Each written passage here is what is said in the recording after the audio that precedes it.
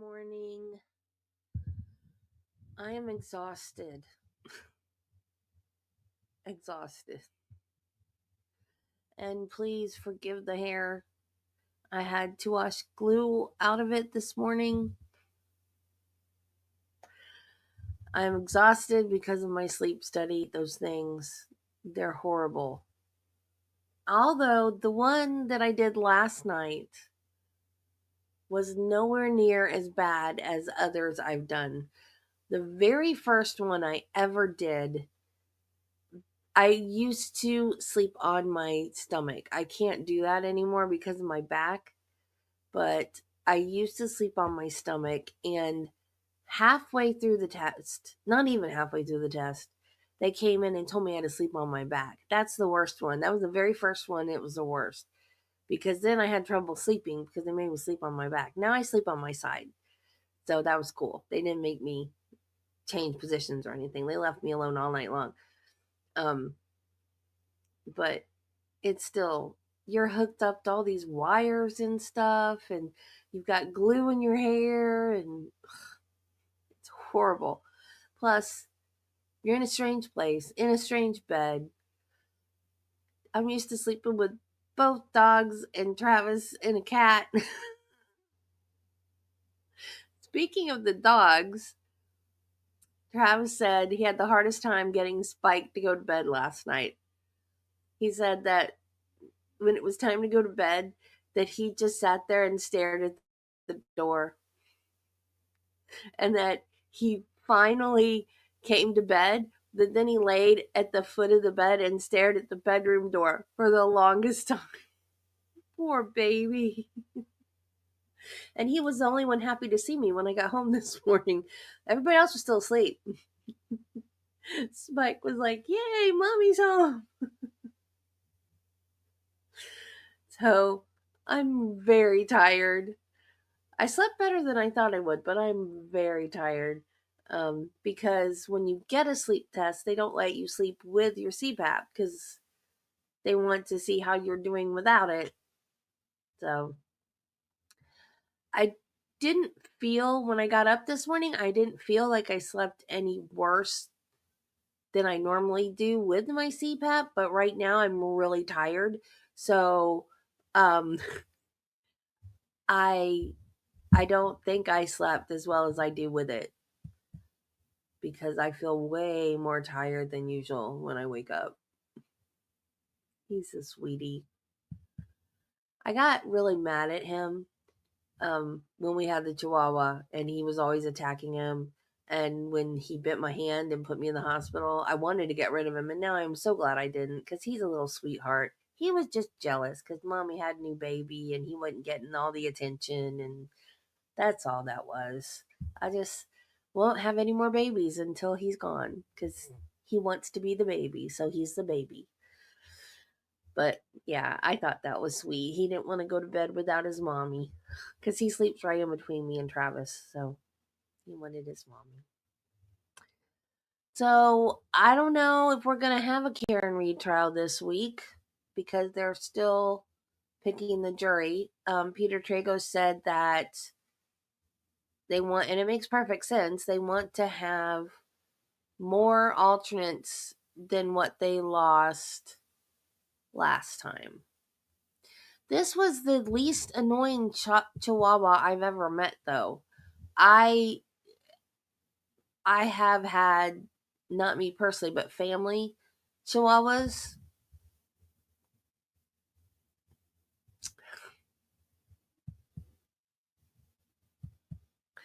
Yes, Mom. I have had family Chihuahuas that have been yippy, and I always said I would never have one. And Travis and I were watching some show about dogs, about different dog breeds, and the Chihuahuas were so cute. And I was like, "Oh, I want a Chihuahua." And then, like 2 days later, my friend calls and like, "Do you want my baby?" And she sends me this adorable picture of a Chihuahua, and I was like, "Yes." And I'd said for years, I don't ever want a Chihuahua. They're too yippy.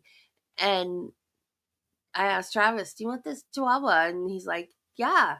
And we drove over like the next day and picked him up, and we fell in love with him. And he's the best behaved Chihuahua ever. So now we want another one, but we keep saying, but what if it's not like Link? Because Link was so quiet and so good. I was like, what if we get one that's not like Link? Because I've been around some annoying Chihuahuas, but he wasn't that way. So my luck will get one of the yippy ones that drive me insane.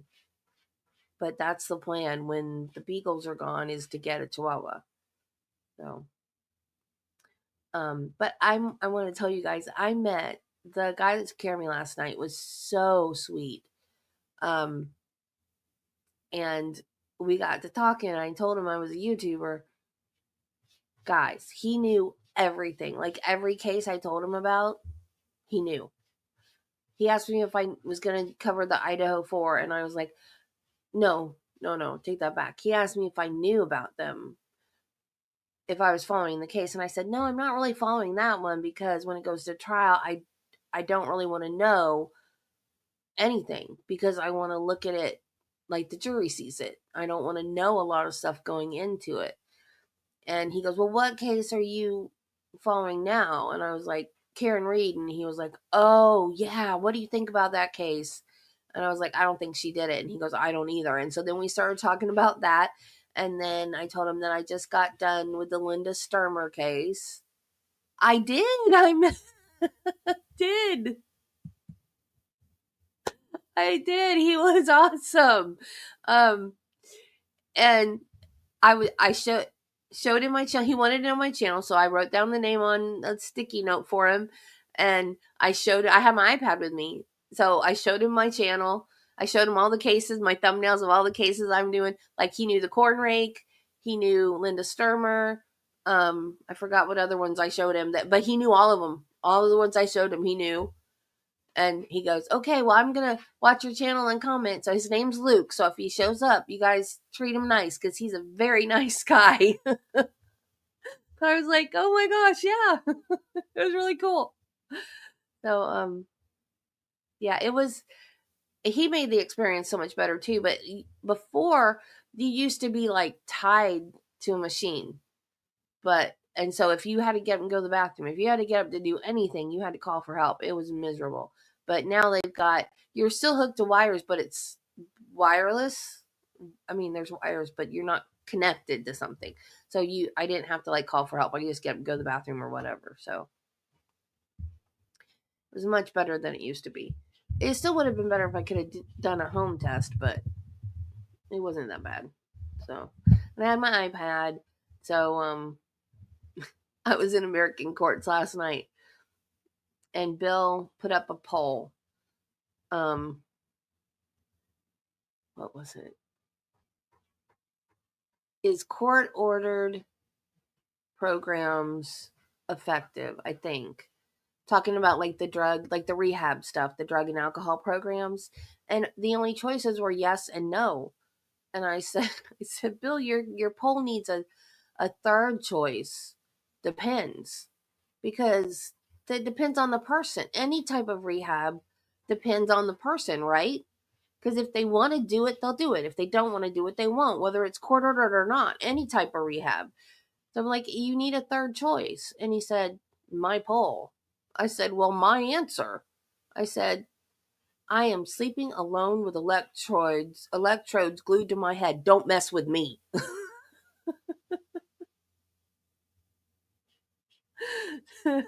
So I had my iPad. So I had to miss Biggin last night, but I got to go to American Courts. And this morning I got to go to Court Vibes. So I still got to do my regular scheduled YouTube thing. So it wasn't that bad. But I don't want to have to ever do one again, because they're not fun. What was that? Why are you watching stuff on your phone? Why are you watching stuff on your phone? Facebook. Oh. I thought you were like not ready for work and you were just sitting there watching YouTube or something. No. Oh, okay. Okay, so we got done with the other lab witness chick. This is Donna. I forgot her name. Donna Brandelli. And I don't know. She's probably another lab person.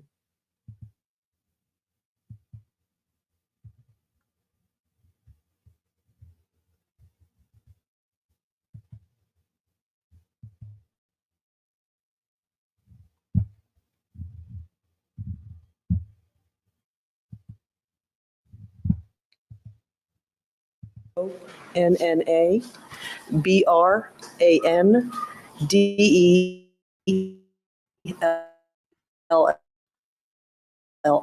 Thank you. You may proceed. Thank you, Your Honor. Good afternoon, Mr. Brandelli. Good afternoon. Well, thank you very much for being here. So tell us what your job is. What made you work all last night? Well, last night I was just dispatching. My normal job as a forensic identification specialist, in which I conduct latent print comparisons, do major crime scene investigations,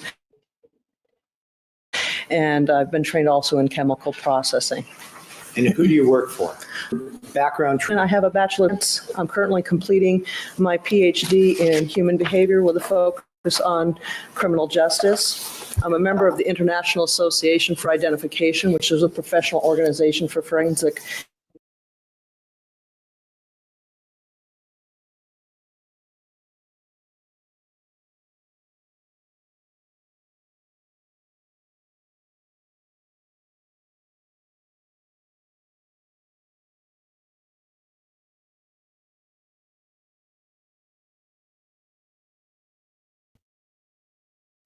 Stupid StreamYard. I paused it because I forgot to tell you guys something. Or maybe I did. I don't know. I'm so tired. So we don't know for sure about the Karen Reed trial because she wants more alternates than what they lost than the last trial, which makes perfect sense. So it might not start this week. It might start next week because of the, Easter weekend. She's probably going to go to the Cape, whatever. So Menendez sentencing or resentencing hearing is the 17th and 18th, I think, which is this week, right? Yeah. Today's the 15th. Tomorrow's the 16th. Yeah. So it's Thursday and Friday. So if there's no Karen Reed trial, we're going to do that. And then I have 2 doctor's appointments tomorrow. One's early in the morning. So Phil will be late or not at all. And then Karen Reed, if Karen Reed starts tomorrow, Karen Reed will be late. And then the Menendez will be a replay over the weekend. So everything's just up in the air right now. We can't plan anything because we're waiting on Bev to get her crap together, basically.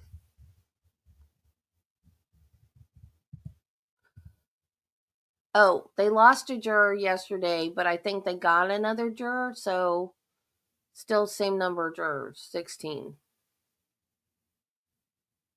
I thought my hair looked like crap, but it really doesn't. I'm slap happy right now, y'all.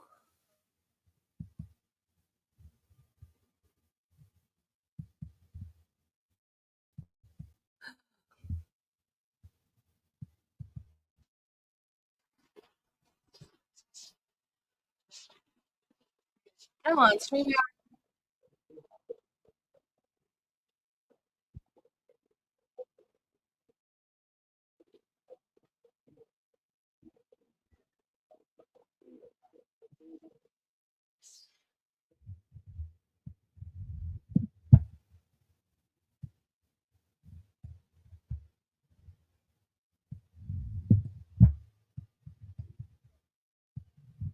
And the computer doesn't want to cooperate with me today. Do what I tell you to do. Don't make me angry. You wouldn't like me when I'm angry. And now I'm busting out Hulk quotes. And some training to the Los Angeles County investigators on homicide investigation and forensic aspects. I've also taken several classes on fingerprint comparison, crime scene investigation with both the Department of Justice, the FBI, as well as several experts within the field of fingerprint identification. Thank you. I think you mentioned in that answer that you're working on your PhD. Is that correct? Yes, sir. What field is that in? It's in human behavior with a focus on criminal justice. Do you mind if I ask you, because you told me what you're writing your dissertation on? Well, hopefully I'm trying to the impact of forensic evidence and the expectations of jurors on the forensic evidence based on their television viewing habits. Actually, the field that you work in. Yes, sir. Okay. In your earlier answer, and this is really what we're going to talk about today, is in this case, you try to collect latent fingerprints. Is that correct? Yes, sir. And in doing so, I assume that you make a lot of different notes and reports and that sort of thing. Is that correct? Yes, sir. You didn't go out to crime scene, did you? No, I did not. So when you saw the items of evidence that we're going to talk about today, where were you? I was working in the laboratory currently. At that time, I was assigned to chemical processing, and my primary duty was to obtain or develop on various collected in the field. My secondary duty or do major crime scene investigations. I just wasn't a we all been talking about for a number of weeks here. You've done that in the past, so you know what goes on, generally speaking, in that kind of crime scene. Yes, sir. Yes, sir. So when you looked at these items of evidence and trying to determine whether or not there was a latent fingerprint, you were in your lab. Yes, sir. And when these items of evidence come to you, and first we're going to be talking in a Packaged with a receipt attached to it when I write my, and the way it was received by me at the time I did the analysis and the processing. And based on your experience, well, by the way, when did you look at these?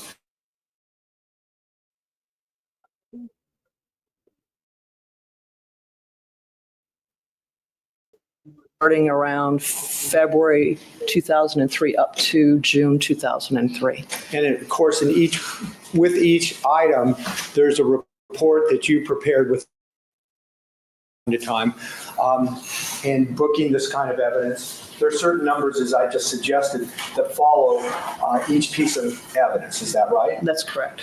When the sheriff's department goes to a crime scene, there's some kind of number that's generated. I'm told that in the sheriff's department, it's not referred to as a DR number, but some type of incident number, a long number that is unique and specific to that crime that's being investigated. Is that right? That's correct. The file number that we utilize, it ascertains the year in which the incident occurred. It allows us to tell us what number incident it occurred, in which area it occurred, and what time it occurred based on the different numbers I can take. And so, for want of a better term, the Phil Spector incident number is the same on all the pieces of evidence that we're going to talk about today. Is that correct? That's correct. Okay. In an earlier answer, you mentioned that you look for latent fingerprints in that you got. Correct. What is a latent fingerprint? In fingerprint, as that is left on an object or may have been left on an object under most circumstances visible to the human eye. It will take some sort of enhancement or development technique in order to make it visible to the human eye, or to make it in a better condition. So you tried this latent fingerprint? I use several techniques. Why don't you describe those? Okay. Originally, I'll analyze the piece of evidence to determine the best method for processing the evidence. If I determine it's a non-porous piece of evidence, for example, I may, a non-porous being something that doesn't absorb a finger.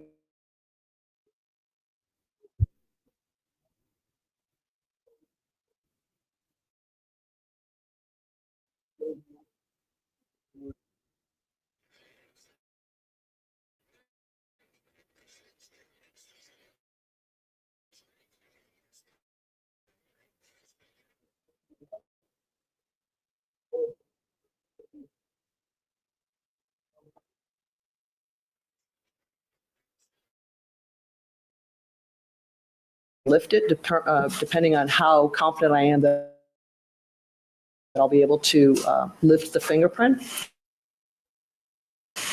After I've lifted or put, it's similar in color to like orange Kool-Aid. It's similar in consistency to a real weak orange Kool-Aid. Put that over it, allow it to dry, and then I'll use an alternate light source. An alternate light source uses wavelengths that are, again, not visible to the human eye. You have to use special colored goggles in order to visualize it.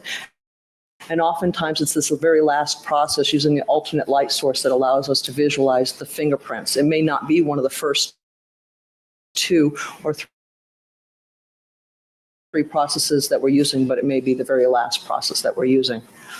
So you're trying to find this fingerprint, what we call a latent fingerprint, and then preserve it in some manner so that it can, what can happen to it? Well, ideally, we're going to try to lift this fingerprint or capture it using photographs if that's what needs to be. Then the fingerprint will be printed out on a photographic quality.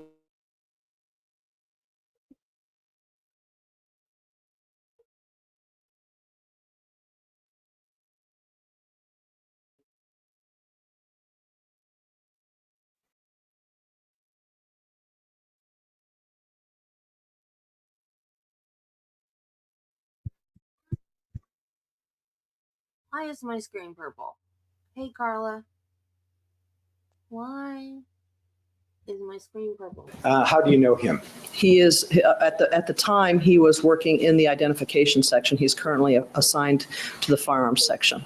So at the time, and we're talking about February to maybe April or so of 2003, he was assigned to the compare.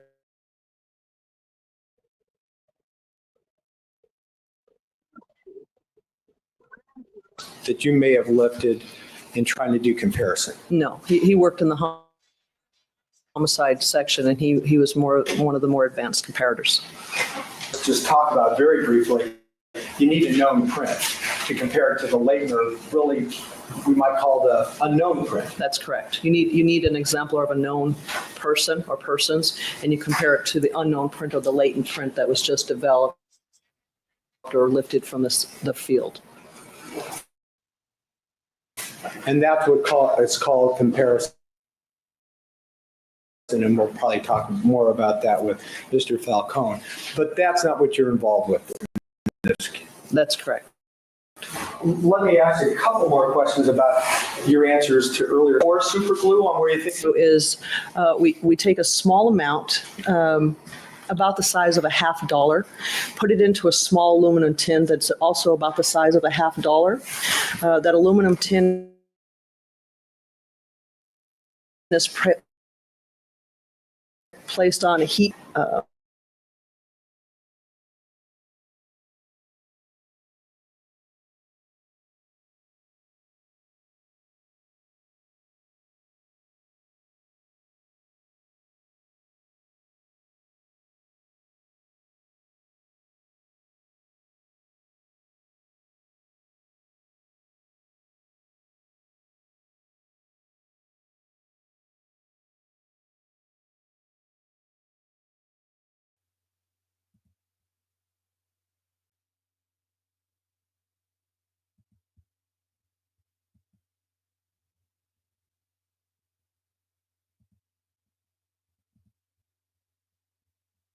StreamYard shut my art.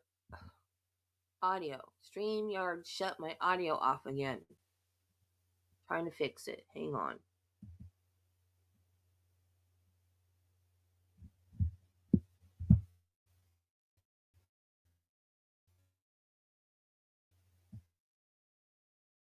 Form, and then that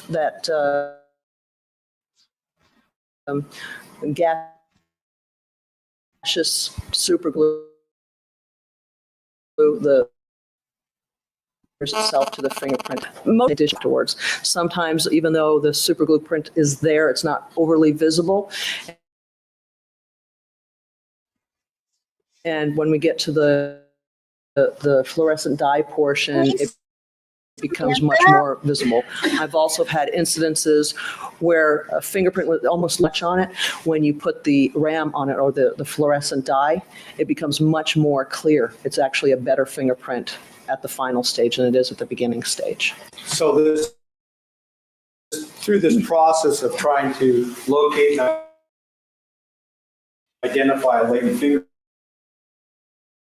fingerprints, you really use your background and training in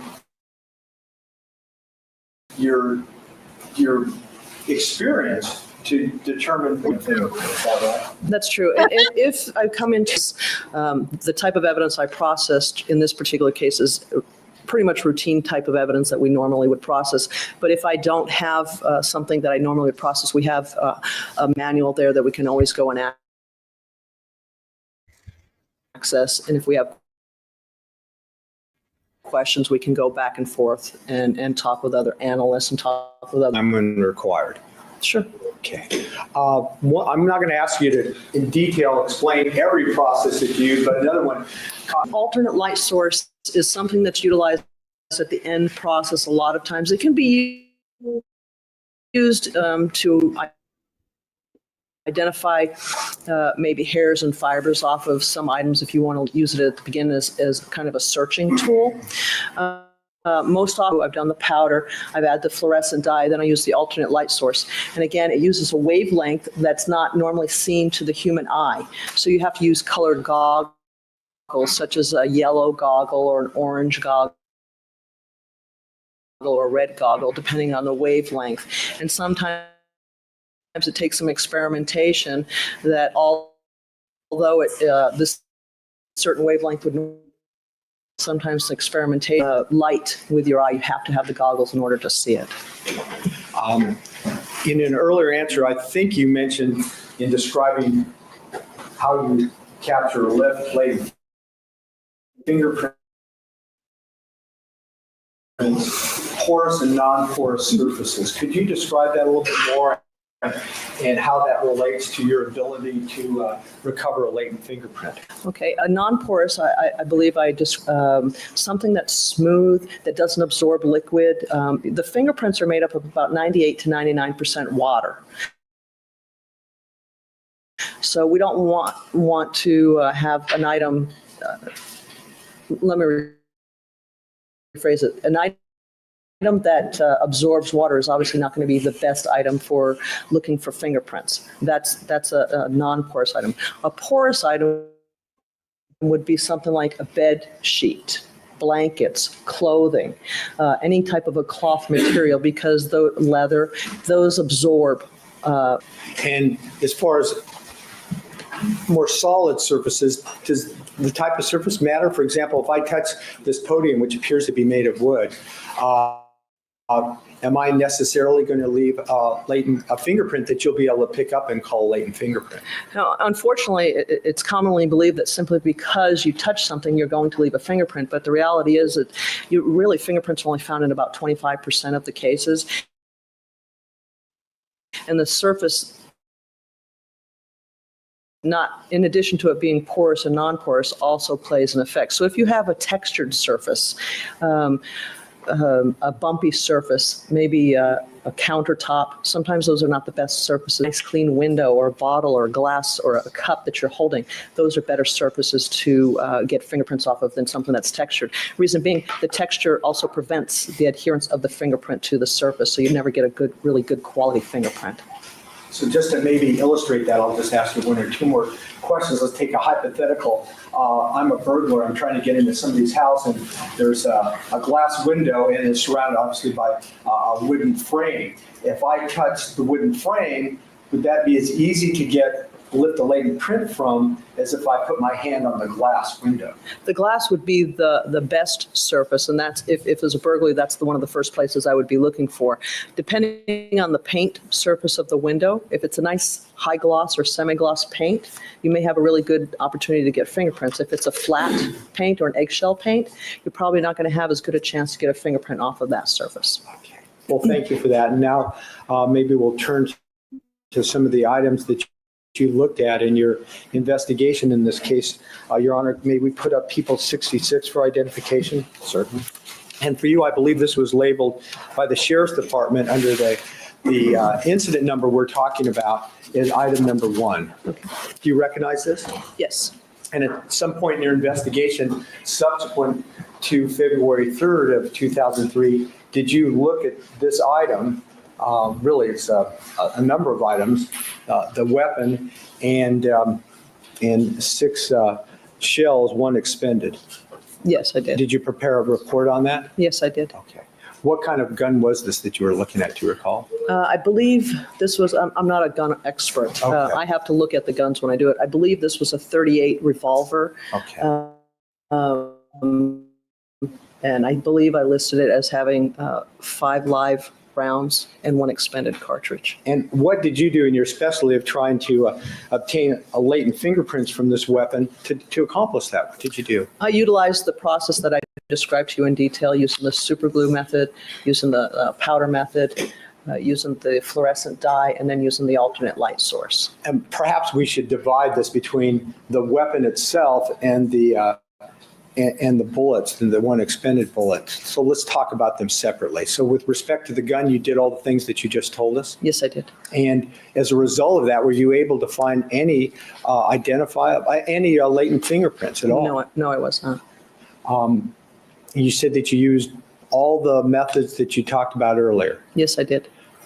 I'd like you to look at one other exhibit showing this weapon, and it's People's 65 for identification, if we could put that up, I think. Do you recognize that as the same weapon that you looked at, item number 1? Yes. Looking at this exhibit, and you have a laser pointer. Okay. I'm sure you can figure out, you're a scientist, I'm sure you can figure out how to work this. Try something like Sometimes it's the simple things that get you. Anyway, there's a button on the front. Using your laser pointer with any of these photographs in 65A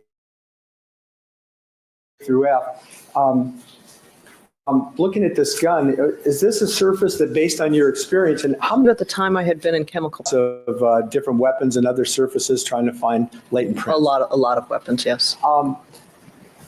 You've talked earlier about porous surfaces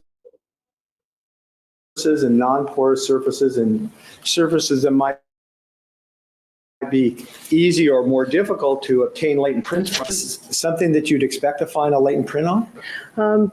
It's a combination. There's if you're looking at box C at the grip, you'll see there's a real textured surface to the grip. So that's the type of surface that's probably not going to be conducive for fingerprints, because the fingerprints don't have a surface to really adhere to. The roughness on the handle? Yes, the texture surface. It's like a crosshatch on the handle itself, so it doesn't really have a really good surface for the fingerprint to adhere to. The surface around here on the weapon itself, it's a slight chance that you're going to get fingerprints off of it to begin with. Under normal circumstances, we only get fingerprints off of guns about 8 to 10% of the time, sometimes even less. It ranges anywhere from 5.75% up to about 10.5%. But under normal circumstances, we don't have a really good return rate on getting fingerprints off of guns. This surface here in E, because of the character on there, as well as the dimpled surface within that circle area. And then obviously the trigger, a smaller area, and the trigger guard itself. Those are smaller areas, less likely to get fingerprints off of it simply because of the size of the area itself. Thank you. In that answer, you mentioned to only 8 to 10% of the time that at least that you're able to obtain a latent print from a weapon. Is that it? That's correct. Is there some studies or literature that back that up? There was a study done by 2 ATF agents, alcohol, tobacco, and firearm agents, examiners, in which they examined approximately 1,000 firearms in about 1992 for about a 3.5 year period of time. And they were only able to obtain fingerprints on about 93 of those 1,000 cases. The Sheriff's Department did a unofficial study in which 1,300 firearms were studied over about a 4-year period of time. And in that time, we were able to get fingerprints off about 5.75% to about 10.5%, with the average being about 8% of the time.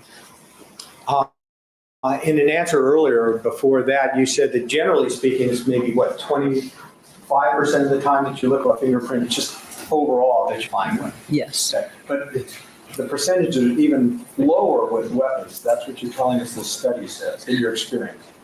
Yes, the study and my experience, and it's because of a variety of reasons. One being the surface, such as you see on the grip of C and the medallion or the insignia on E. Part of it is the surface of the gun itself. I don't know what the surface is, but sometimes they use a gun bluing agent, which may prevent leaving the fingerprints. A parkerized a finish, which may prevent rusting, which obviously is going to prevent the adherence of fingerprints, and some allow you to leave on the gun surface itself. Obviously, environmental factors will play into it, as well as the surface of the way the gun was handled, either by the person or the suspect or the person recovering the gun afterwards. Thank you. Could we go back to 66, Sudie? Thank you. All right, we're through people 66 for identification. Now let's focus on what you did to try to obtain any latent fingerprints off the bullets that we see at the bottom portion of this photograph. Did you treat them all the same, or was the expended bullet treated in any way differently than the other bullets? In terms of processing, they were all processed with the same methods: the super glue, powder, RAM or fluorescent dye, and the alternate light source. And the result of those efforts to obtain latent fingerprints? Again, I met with negative results. I was unable to obtain any fingerprints. And as an aside, we've had so much difficulty in getting fingerprints off of ammunition or expended casings, especially expended casings, that for most cases now we don't even process them because it takes up a lot of time, and we're not meeting with any results that are of any real benefit overall. Is that especially true with the base of the casings? Is there something about the base? Well, the base is obviously a more difficult surface simply because it has an impression at the bottom. It normally has the brand name Winchester or Luger, as well as the size. It's got an impression inside of it. It's a circle within a circle. So it's a very small surface to begin with, and in those small surface, then there's writing that's impressed on the bottom of it by the manufacturer. But you did make some efforts here to try to recover latent fingerprints off these bullets as well as the weapon. Is that correct? Absolutely, yes. In terms of time, can you characterize that? I would say an average processing time is about an hour and a half to 2 hours, assuming there are no fingerprints that are identified or collected. It goes up quite a bit if there are fingerprints that are collected, because then it requires that they be photographed, be put into the computer system, and the documentation, et cetera, that goes along with that. But you made every effort possible, and with all these items in item number 1, is that correct? Yes, sir. Okay. Your Honor, I'd like to go to another exhibit now, and that is People 69 for identification. In the sheriff's, as I understand it, has been testified to in the sheriff's investigation, this was item number 2. Yes. As we look at this exhibit, People 69, you see a number of items, or a number of numbers here below the holster. This is obviously a holster, right? Yes, The first long number is the incident number we talked about, correct? that's correct. And then there's another J number, which is some kind of receipt number, isn't it? That's correct. That's the receipt number attached to the evidence item when it's submitted. And then number 2, we know was what the detectives collected as item number 2 at the crime scene. That's And this was a holster. Did you attempt to lift some latent fingerprints off this? Yes, I did. Because this surface normally would not be conducive, I wasn't really expecting to get any fingerprints off of this. It's a leather or a leather-like surface, which is a porous surface. So it's a type of surface that's more likely to absorb any of the liquids from your fingers, the perspiration from your fingers. But I did make an effort just on the chance that I would have some success. So leather, based on your experience, just isn't a good surface to expect it to get a fingerprint off of That's correct. because of the porousness of it. That's correct. I think in an earlier answer you said with leather and handbags and that sort of thing, you just don't expect to be able to lift a print. Leather, cloth, and other porous items. Okay.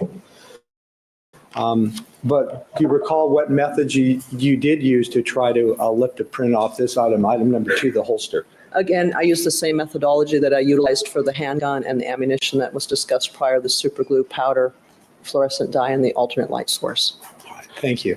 If we could turn, please, Your Honor, to Peoples 86 for identification. And the item you're going to see here is under this same incident number, item number 4.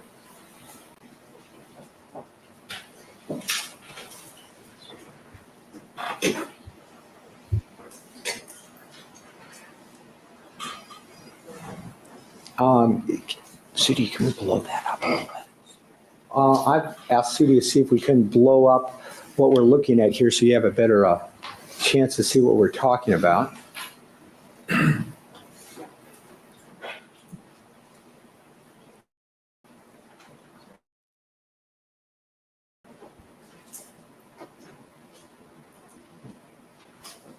There we go.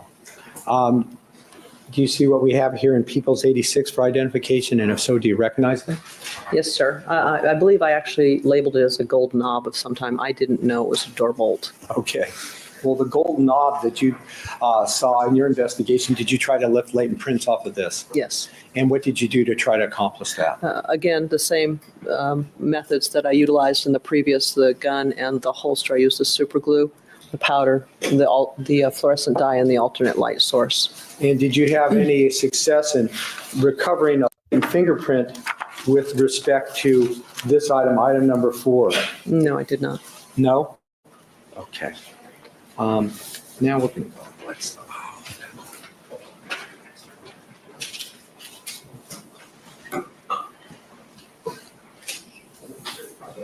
Your Honor, we're now going to go to, with the court permission, Peoples 115 for identification.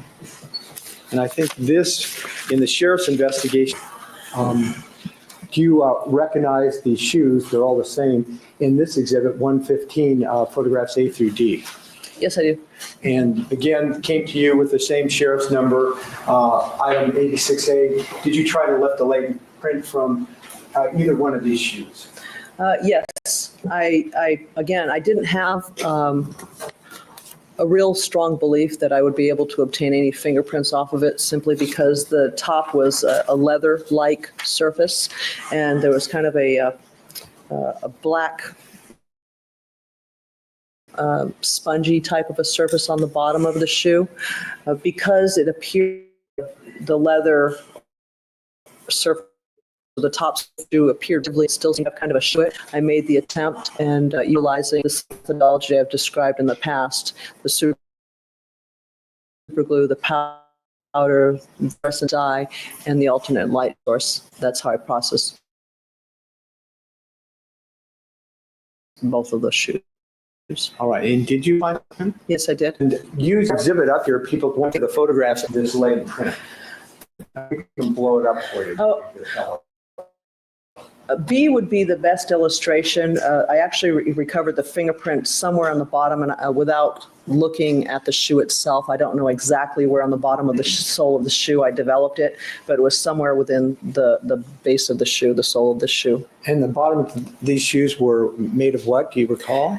Kind of like a rubbery, spongy type of a material. I'm not really sure what it was.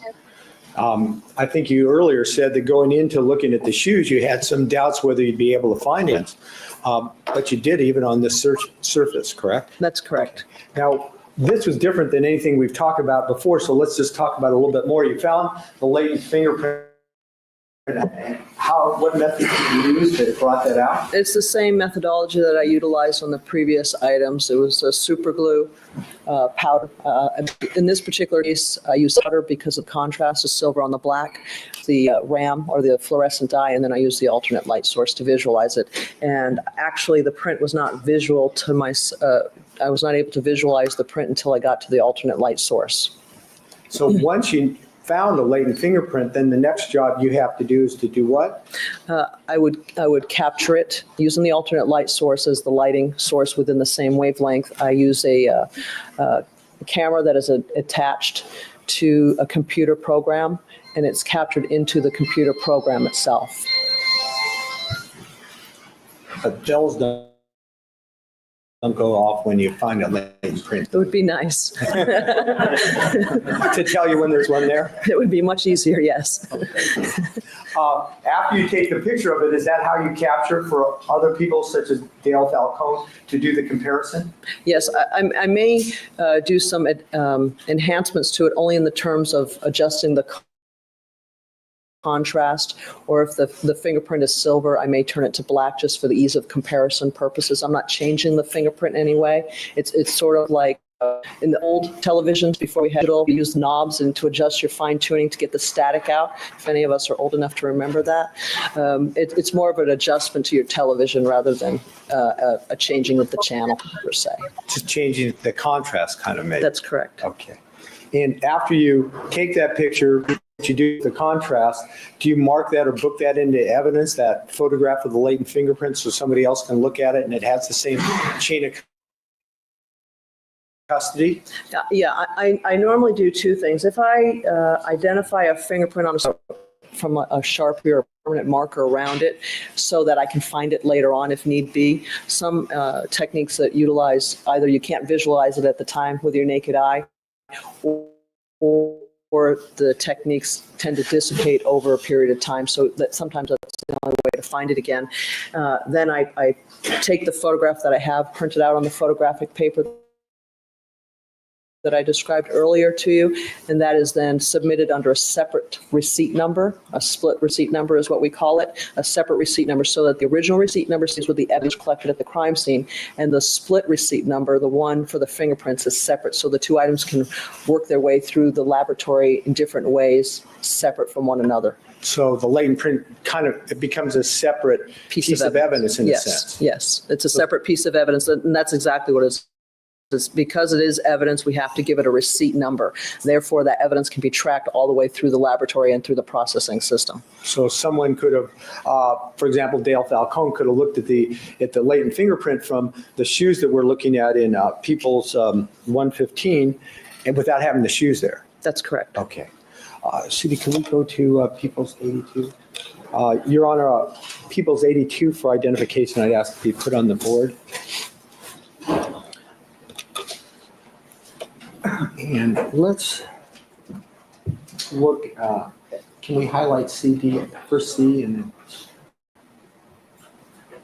Well, earlier you told us, we talked about surfaces and what surfaces were easier to get latent prints off and what were more difficult. And the bottom of the shoe was a surprise to you, but still it worked. Let's talk about some other objects that you looked at in the same sheriff's note. Looked at a series of items. Item 17, a Canada Dry bottle, tequila bottle. Item 16, and two different brandy snifter glasses, items 15 and 24, correct? That's correct. Okay, well, let's look at We're now looking at pupils 82. We're going to highlight C here. And this, my understanding is item 24. Did you look at an item 24 here? Yes, I did. Okay, and it was a glass just like this that we're looking at now in People's 82? Yes, I did. I don't believe that I actually called it a brandy sniffer or an aperitif. I called it a small clear glass because I wasn't 100% certain what type of glass it was. And did you try to obtain latent prints from this glass? Yes, I did. And what did you do with that? I would have to review my reports because this type of surface, sometimes using just powder would work. Normally, I would normally do the super glue powder RAM that I repeat to you over and over again. If I could, I'd like to look at the numbers. With the court's permission? Yes.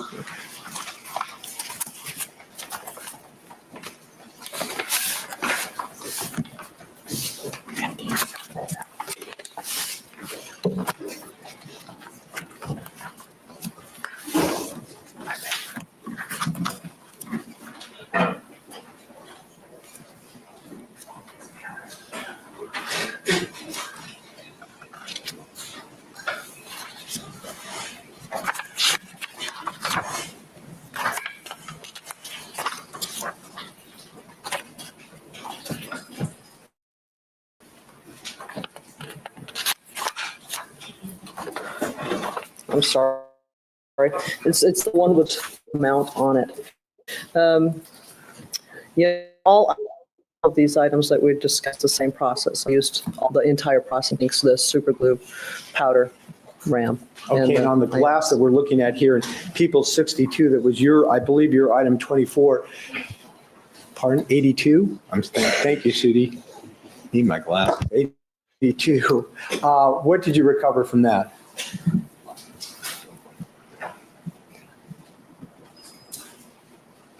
I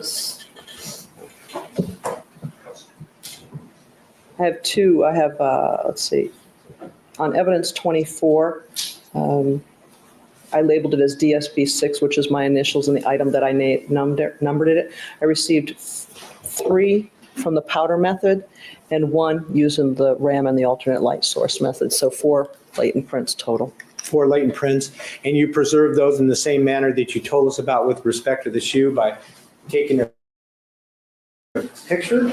Well, on the prints that were dusted or just used powder, they were lifted. I adhered some latent print tape to the surface and physically lifted the print off of the surface and applied that to a latent print card and put the identifying information in a small sketch on the back side of the card, and then that was submitted.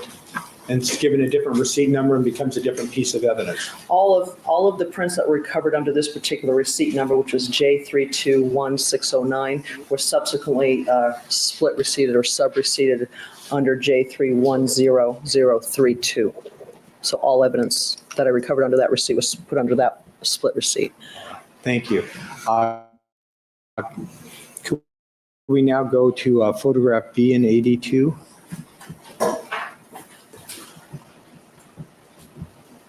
And I believe this was your item 16 in the sheriff's investigation from the crime scene, the tequila bottle. Yes. Did you have an opportunity during the time frame we're talking about to look at this piece of evidence for latent fingerprints? Yes, I did. And what did you do to accomplish that? It's the same sequence of events and processing techniques that I've described prior. I labeled this as a DSB4, which is my initials, and evidence items 4 for my purposes of analysis. And what did you find?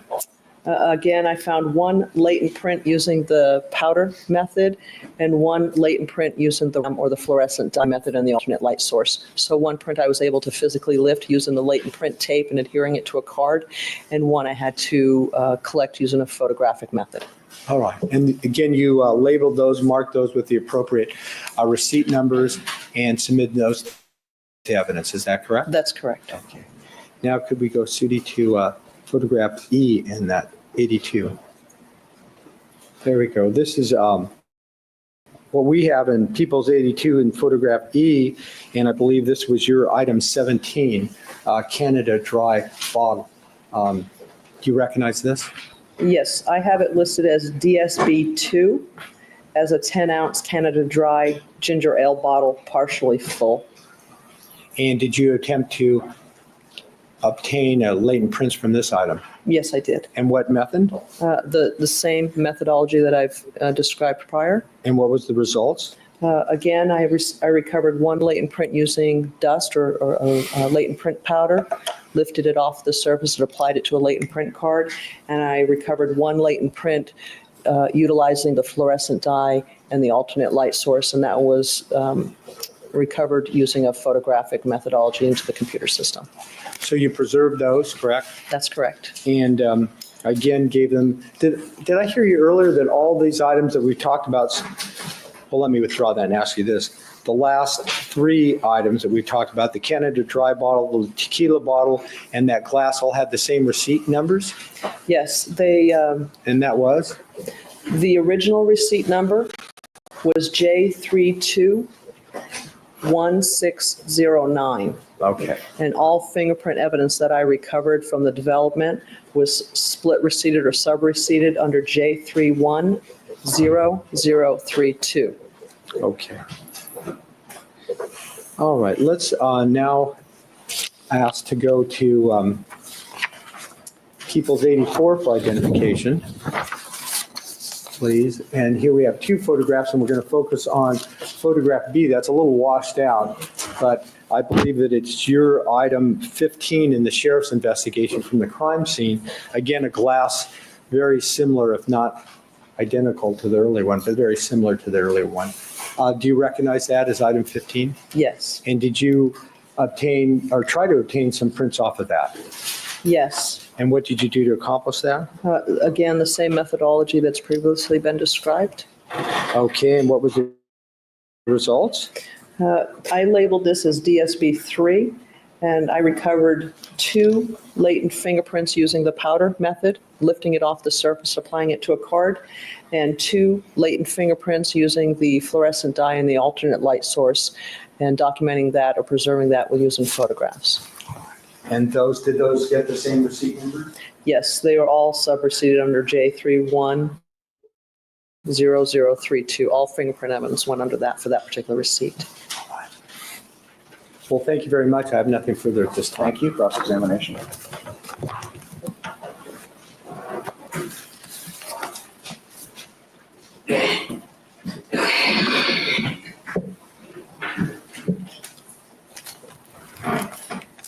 Brandelli, hi, I'm Linda Kenny Bodden. We met briefly in the hallway Yes, where ma'am. you were doing the court waiting game. How are you? Good, thank you. Just want to go into a couple of areas, and I won't be too long with you, but you discussed with Mr. Dixon how difficult it is to get fingerprints, latent fingerprints off guns, correct? Yes, ma'am. Okay. And the difficulty about getting latent fingerprints off guns, is it fair to say that there have been papers published on that since 1978? I'm not aware of the papers from 1978. The paper that I reviewed was written about 1992 or 3. Okay. And in fact, you gave a copy of the paper to Mr. Dixon earlier today, correct? That's correct. And he did give a copy to me, just so you know that I have read it. Okay. But then even with what you have read, certainly prior to 2003, it is known that it's very difficult to get latent fingerprints to identify to somebody off a gun, correct? That's correct, yes, ma'am. Right. And since it is so difficult to get fingerprints off, would it be wrong to assume that because you didn't get a fingerprint off the gun that somebody wiped a gun clean? I'm sorry, if you could rephrase that. Could you, just because you don't get a latent fingerprint, scientifically, can you assume that somebody wiped a gun clean? No. And that would be a wrong scientific assumption, correct? Yes. Because even in the paper handed Mr. Dixon that was known as early as 1992 and 1993 about the difficulty in getting fingerprints off guns, even when you have fingerprints that have been developed, isn't it true that in the scientific community, subsequently, a lot of them off a gun are identified belonging to the person involved in the collection of the evidence? I wouldn't say a lot of them. I would say that some of them are probably identified to someone in the collection of the evidence, whether it's the officer or somebody else. Okay, so when you can't get a fingerprint off the gun, and even in your lab, you've had experience that the amount of times that you can get a usable latent print may be under 10%, correct? That's correct. And even in those situations, when you do get one, it may not come back to be scientifically relevant to identify who may have been holding the gun, because it could have been somebody who collected it, correct? That's correct. Okay. And when we discussed the fingerprint, and I think you started to explain this, that really what you're taking is an impression of what are called the ridge lines in a person's fingers that we all have, right? That's correct. The Okay. friction ridge skin on the base or on the surface of everybody's fingers. And in order to get one, I have to have sweated or have some good perspiration or something on my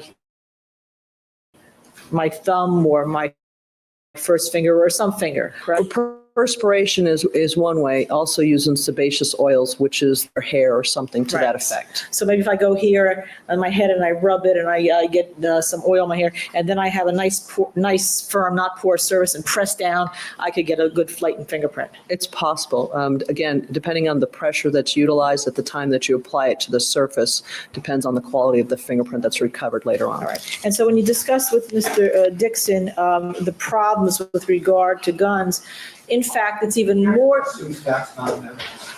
Just rephrase your question. when you were discussing on your direct examination the difficulty in getting latent fingerprints off firearms, isn't it also true that the area that you can get a print off a gun may be very small? That's correct. Okay. And isn't it also true, based on the literature that you have reviewed, that when it comes to revolvers, it is even a smaller area than, say, an auto, because the revolvers are tinier? I can't say that with 100% certainty because, again, I'm not a firearms expert. Okay. Having looked at several weapons, they're different sizes, so I wouldn't say that a revolver versus an automatic is a definite. It would depend on the surface area that you can get a usable print. That's a fair assessment, yes. And it would also depend, I think you mentioned something about bluing of a gun. The manufacturers may blue a gun, and that can retard latent prints as well. That's correct. And were you aware as to whether or not this gun that you tested, whether or not it was a blue steel gun or not? It appeared to be blue steel, but again, I'm not a firearms expert, so I usually describe the color or the size or the shape or the style, not going into the actual surface. So assuming for the moment that it was a blue steel gun, that would further complicate. So then there are a lot of things that can complicate the taking of a print off a gun. The fact that the handle or the area that's gripped is knurled or checkered, right? That's correct. That the fact that the areas may not be very large, so you really can't get a good fingerprint, right? That's correct. The fact that even if you touch an area that's large, you yourself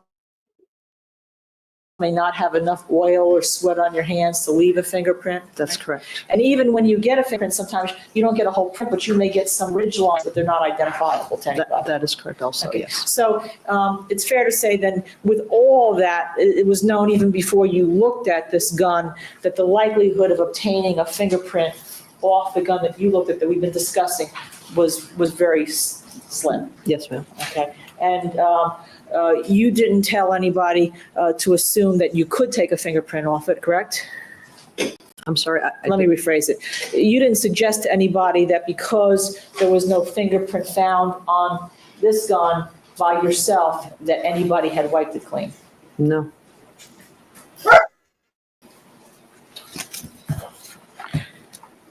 Okay. Now, when you received this gun, it came in a box.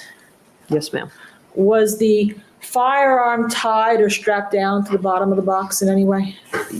I don't recall with 100% certainty. Under normal circumstances, when we receive a gun, in a box, the gun box. It's strapped down using the holes that are at the base of the box. Okay, and that's because you don't want, I assume in your area, just for your area, not for anybody else, you don't want the gun rattling around and perhaps even impinging upon any print that may be there. That's correct. Okay, so the likelihood is the better collection, the better likelihood you can find a print, even if it's very unlikely to find a print in the first place. That's correct. Okay.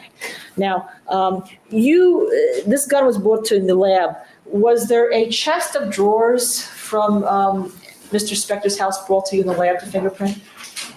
I didn't personally process them. Whether it was processed by somebody else, I'm not aware. Okay, just for was there a doorknob handle to the front of the house brought to you for fingerprints? There was a gold knob. Again, gold knob. I'm not really sure where it came from. Okay.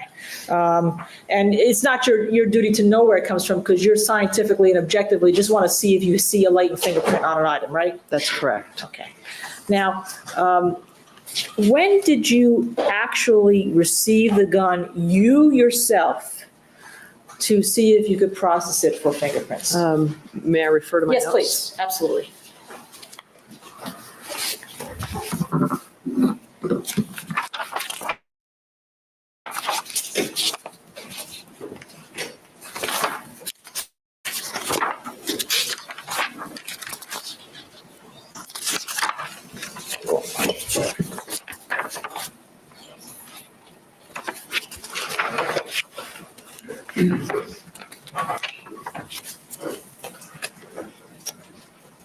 We have two guns listed. Which one are you referring to? I'm going to, Your Honor, may I just approach so I can show her specifically?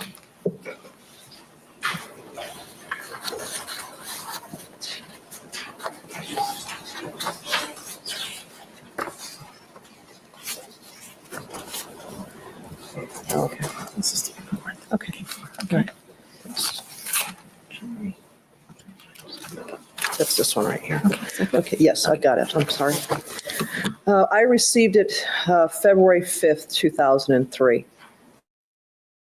Did you actually do the processing on February 5th? Yes, I just double checked my notes on that as well. Yes, I listed it as receiving it on the 5th, returning it on the 5th, and processing it on the 5th. You're looking at your notes. Are you looking at a second page attached to that report I just showed you? Yes. Oh, I'm sorry. I made a mistake. We received it at the lab on the 5th. Right. I processed it on the 5th of June. Right, that's what I was sorry, wondering. my mistake. Okay. Yes. So the lab received it on February 5th, 2003, but you didn't get it until June 5th. June 5th. Yes. Okay. Do you know where in the lab it had been prior to June 5th before you got it to process?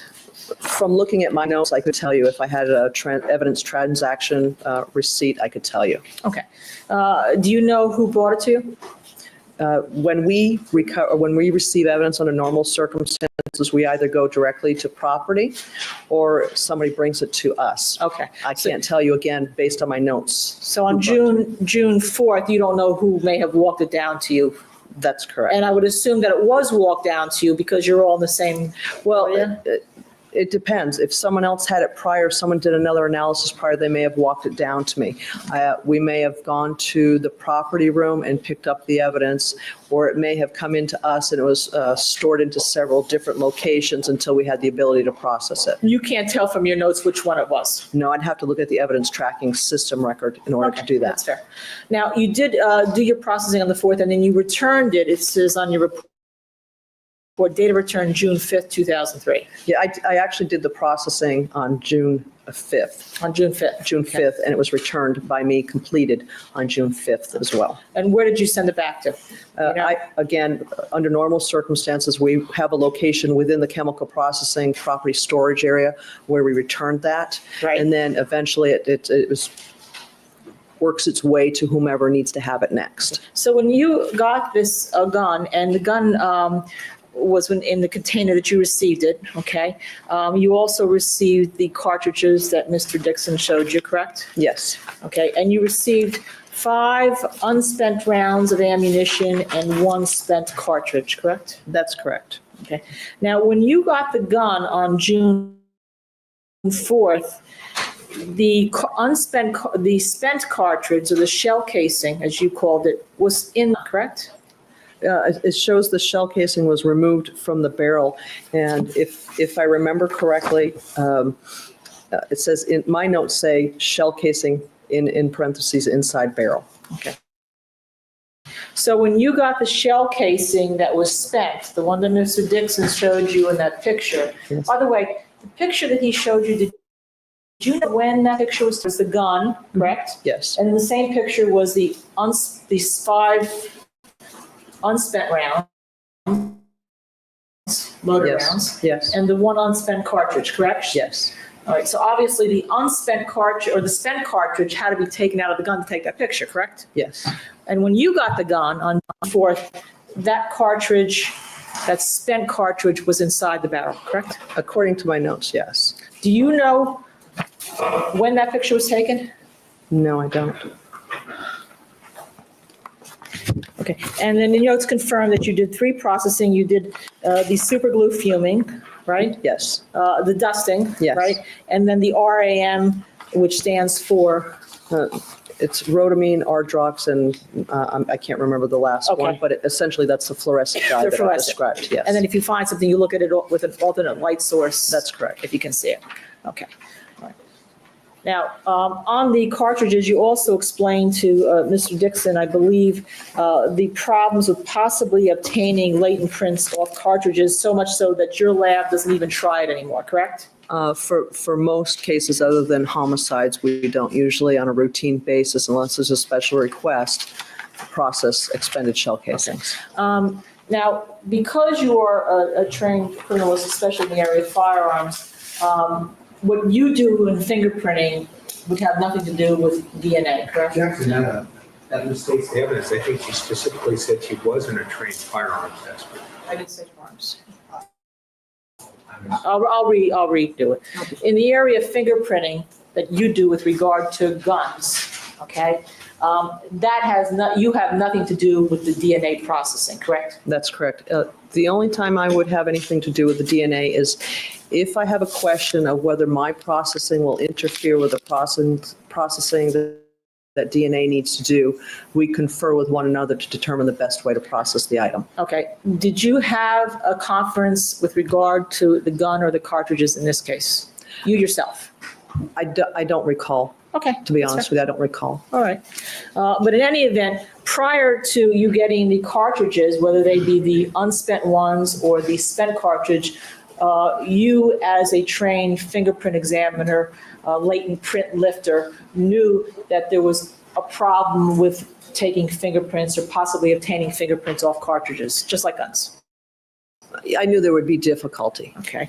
And that was something that was known in 2003, correct? Yes. And just because you can't take a fingerprint or obtain a latent print off a cartridge, it would be scientifically incorrect to assume somebody wiped the cartridges clean. Isn't that true? That's true. Now, with regard to some of the other items you processed, I know that you did not make the comparisons, correct? That's correct. You just lifted the prints and either to put them on a piece of cardboard or photographed them if you couldn't take them off without danger of losing them, correct? That's correct. So they can be compared. But did you determine what type of print it was, whether it was a right index finger or a left ring finger or anything of that sort? No. Okay, so in terms of identification, that area of identification would also go to somebody else who's trained in comparisons, correct? Right. The only analysis of the fingerprint that I did is as I was lifting them or developing them, collecting them, photographing them, whatever term I used at the time or whatever process I used at the time, I did a preliminary analysis to determine whether it's possible that it may be suitable for comparison. That's Okay. the only portion I did. Do you also determine, well, obviously, when you took the prints off, you would determine and put down in your notes a location of where you obtained the print on the item, correct? That's correct. All right, let me see if I can just go through what you did in terms of what you obtained more specifically on the items, all right? Okay, would you mind if I looked at the fingerprints that I have here? Just Absolutely not. Much As long as better the judge doesn't description. mind, I don't mind. No, that's fine. Okay. Thanks. Oh, I'm ready. I'm Okay, sorry. no, that's okay. Take your time. I'm ready. They've been here for 2 months already, so. There was an evidence item 15, which you have as the side of a small clear glass, right? That's correct. Okay. And do you know where, just as you sit here today, That is the correct way to answer the question, do you mind? If you don't mind, if it's okay with you, you answer no to do you mind. I hate it when people answer yes to that question, meaning, no, I don't care. Because when someone asks, do you mind, if you're okay with it, you're supposed to say no. But so many people say yes. It confuses people. If you don't mind, say no, I don't mind. It's ridiculous how many people answer that question incorrectly. evidence item 15 was found in the home of Phil Spector? I have no idea. Okay. Because it doesn't matter to you, correct? Right. Okay. Right. And you labeled it as a small clear, and did you take a finger off a side of that glass? Actually, two fingers off the side of it. One, I list small glass. Okay. So there was 2 locations on the glass. That's correct. Okay. On the neck of the Jose Cuervo tequila bottle. Yeah. Okay. Is that where you recovered one print from, on the neck of the Jose Cuervo tequila bottle? Yes. Yes, I did. Okay.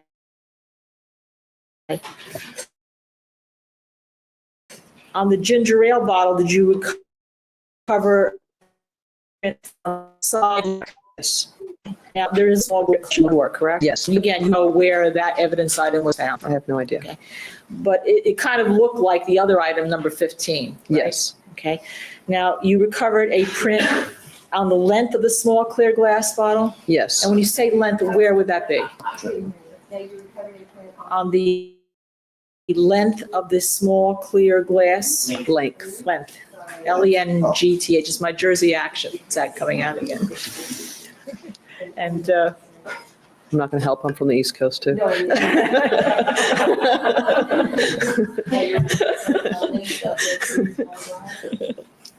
okay, and when you say length, what do you mean? Like, Your Honor, I'm sorry, I think we need an answer. I think we mixed, we didn't get an answer. I recovered a print from the length of the small clear glass, which was evidence item number 24. and when you say length, what do you mean? Where? The way that I described it, look at it as if the glass is standing straight up with the base on the bottom, and obviously the area that you drink standing up. The length was from the top to the bottom, or the top to where the base begins. Okay. And in your notes somewhere, you have something about the bottom portion or of the stem of the clear glass. Did you recover anything from that? Yes. What did you recover? It was also a latent lift, a powdered print, and it was, the bottom portion and stem of the clear rough drawing that I did of the print. I actually turned the glass upside down so that the part you would drink would be on the base or on a table, and the stem that leads to the base of it is kind of at the rounded portion of the bottom of the glass that leads right to the stem of the glass itself, or the base of the glass. Okay, so in your notes, you have length of small clear glass, bottom portion and stem of clear glass, and bottom rounded portion of small clear glass. Is that the same fingerprint? No, on one fingerprint, it shows the bottom portion and stem of the clear glass, which was evidence item number 24. On a second lift, it was the bottom rounded portion of the small clear glass on evidence 24. That was actually, if you hold the glass upright with the stem or the base sitting like you would normally drink a glass, where the glass runs down as it nears the stem, that's where the print was found, on the rounded portion near the bottom of the top of the glass. Okay. And then on evidence item 15, that's the other glass, you recovered just the prints that you mentioned previously, correct? Yes. Did you fingerprint the side of the tequila bottle near the label? The Jose Cuervo bottle? Right. Yes. Okay. And what were your results there?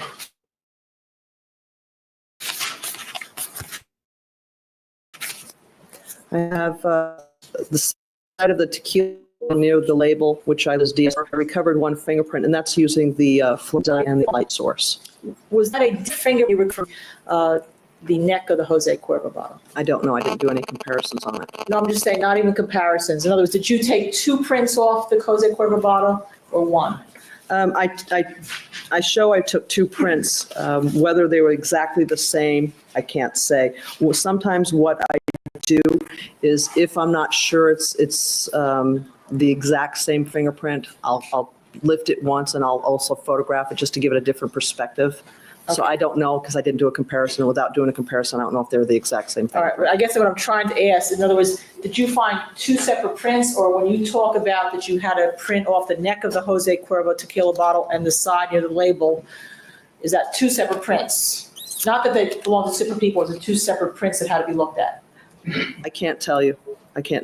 That's what I'm asking you, because I couldn't either. No, I couldn't tell you whether they're 2 separate prints or, again, without looking at it, or if it's a photograph of the print as well as a lift of the same fingerprint.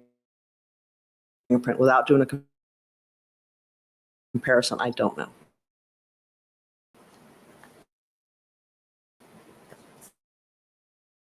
Okay, all right. So, in other words, from your notes, you can't tell. That's correct. Okay, but you did ask to go off to a trained person, correct? He was the person that your items then went to. The shoe that you were discussing with Mr. Dixon. You have a ways to go yet?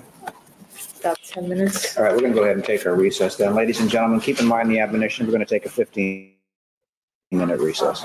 Okay, mixed up then, thank you. All right, all parties, jurors, alternates, and witnesses are present. You may proceed. Mrs. Brandelli, you and I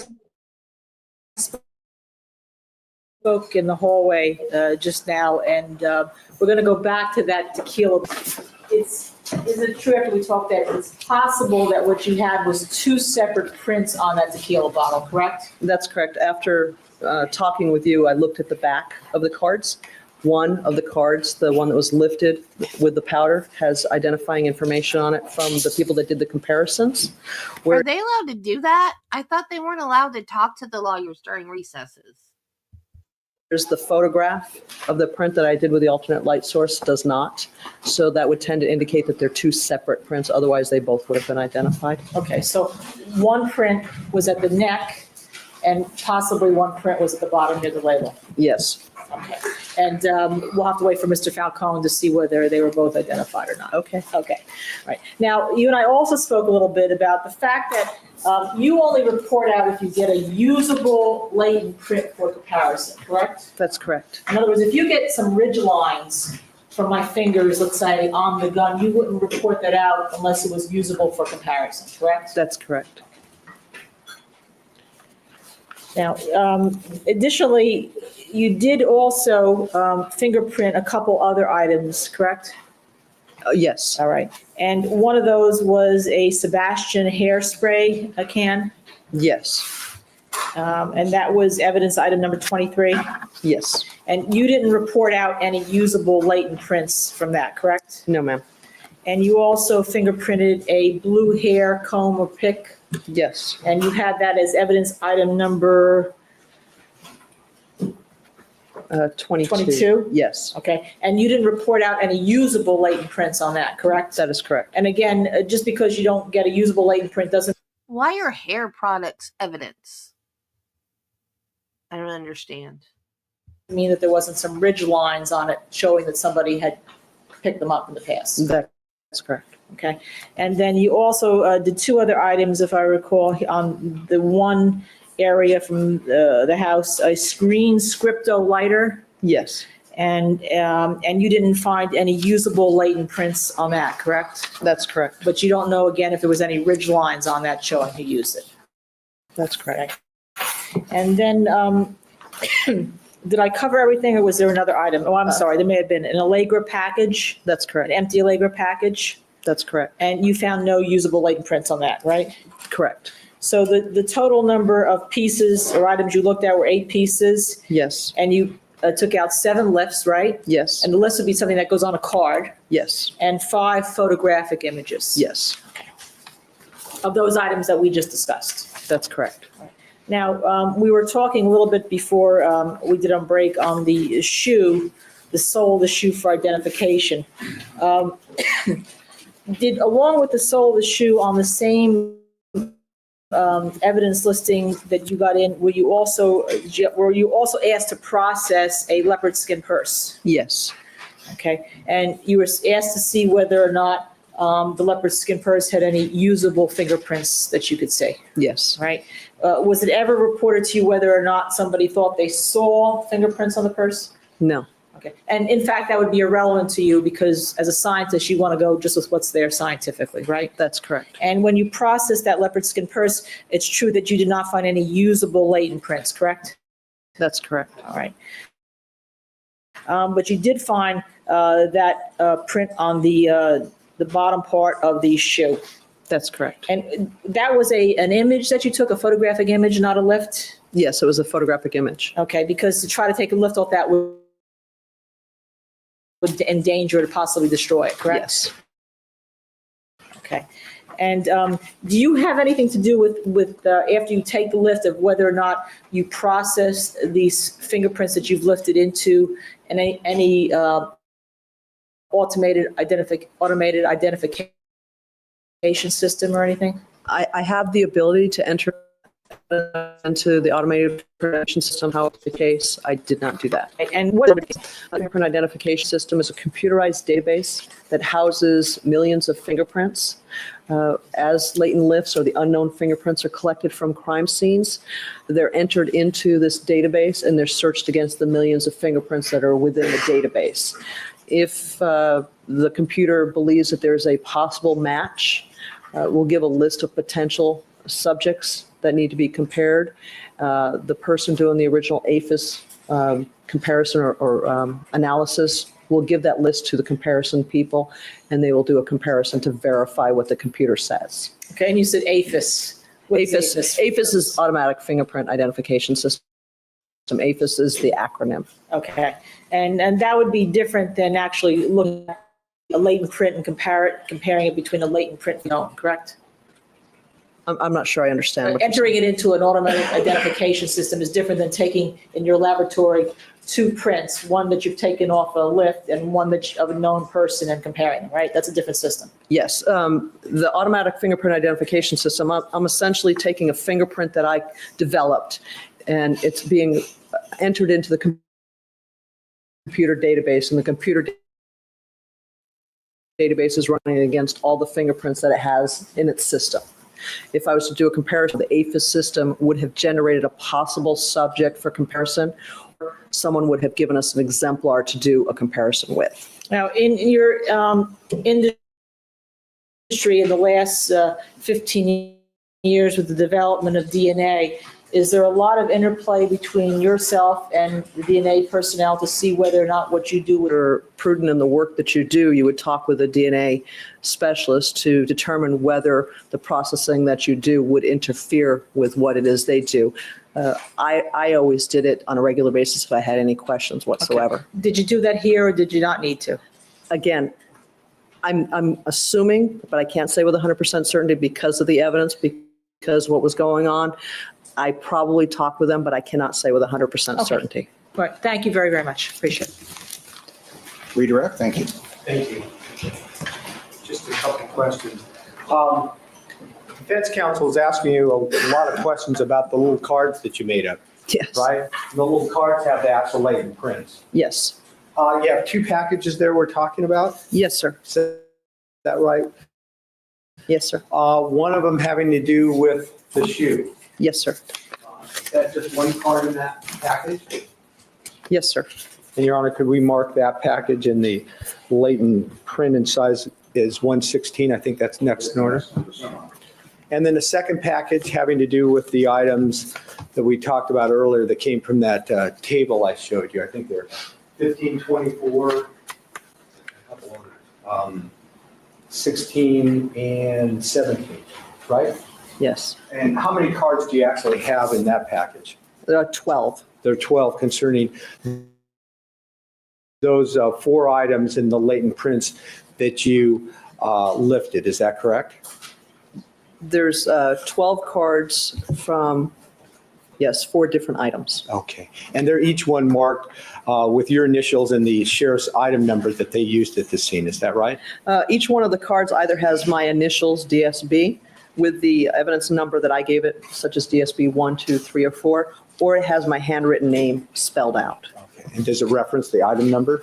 Yes, it references the item number. For example, the neck of the Jose Cuervo tequila bottle will be evidence number 16.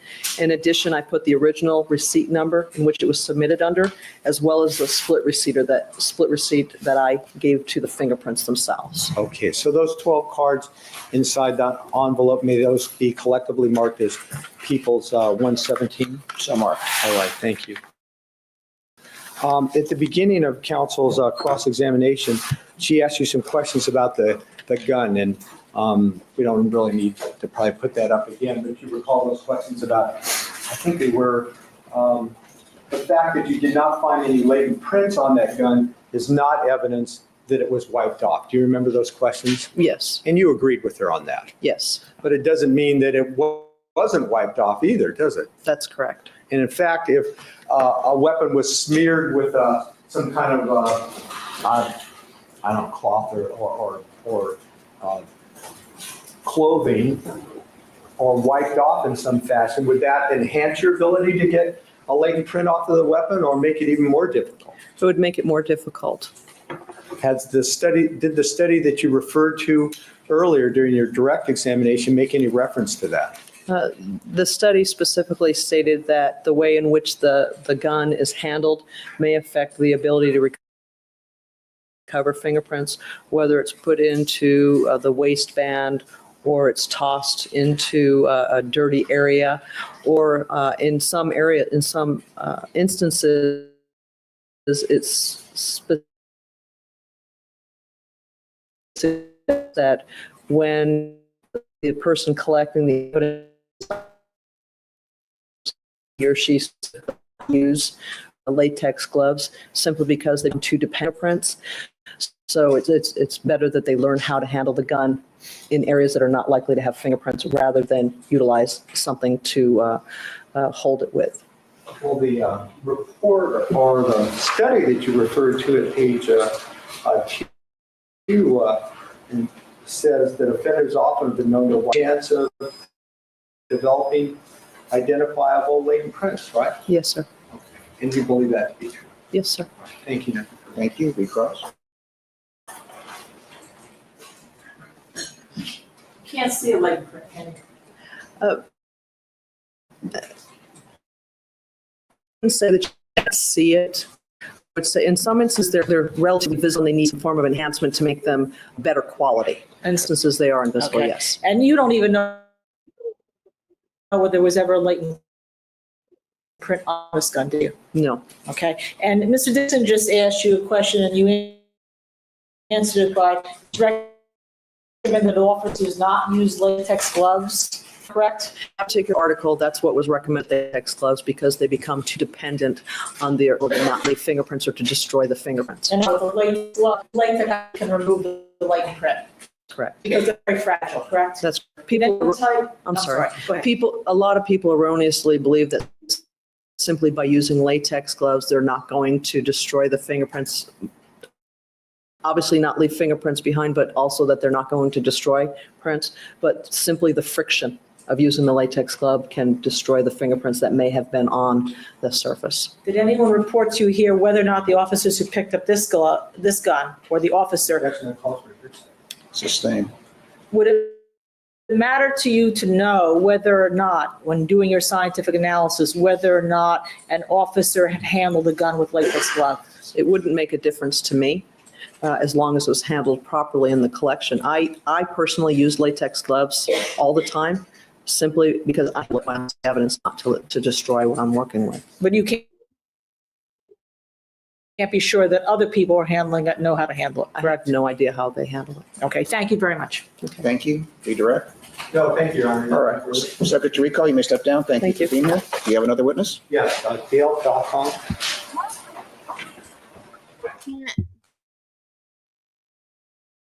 touch it with latex gloves. I gotta use gloves. Thank you. You may proceed. Thank you, Your Honor. Good afternoon. Thank you for joining us. Good Sorry you had to wait. What do you do for a living? I'm a deputy sheriff for the Los Angeles County Sheriff's Department. I'm assigned to our Scientific Services Bureau. I'm currently, yes, sir. And although you're now in the firearms section, was there a time when you worked in latent prints and comparison of fingerprints? Yes, sir. When was that? In 1986 through 2004. So during the year 2003, you would have been working in that and experience prints, latent prints, and the comparison of prints. In 1976, I was employed with the FBI back in Washington, D.C. I worked for them for 3 years as a fingerprint technician. There I received training in fingerprint classification, searching, and identification of 10 print cards that were under the Henry system of classification. I searched tens of thousands of fingerprint cards with the FBI and made several hundred identifications with them. For approximately 18 years, I was assigned to our latent print section, and for the last 12, which predominantly does homicide comparisons of latent prints. In addition to that, I do crime scene investigations in which I attempt to develop latent fingerprints in the field, along with processing evidence at our laboratory of evidence. How long have you been a deputy sheriff? Approximately 27 and a half years.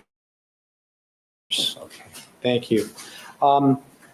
During the first part of 2003, for this court, the case involving the death of Lana Clarkson and Phil Spector, I think the file number was 003-0001731999011. Yes, sir. When did you do that work? Most of the work transpired on February 25th of two. A couple of, exemplars. Yes,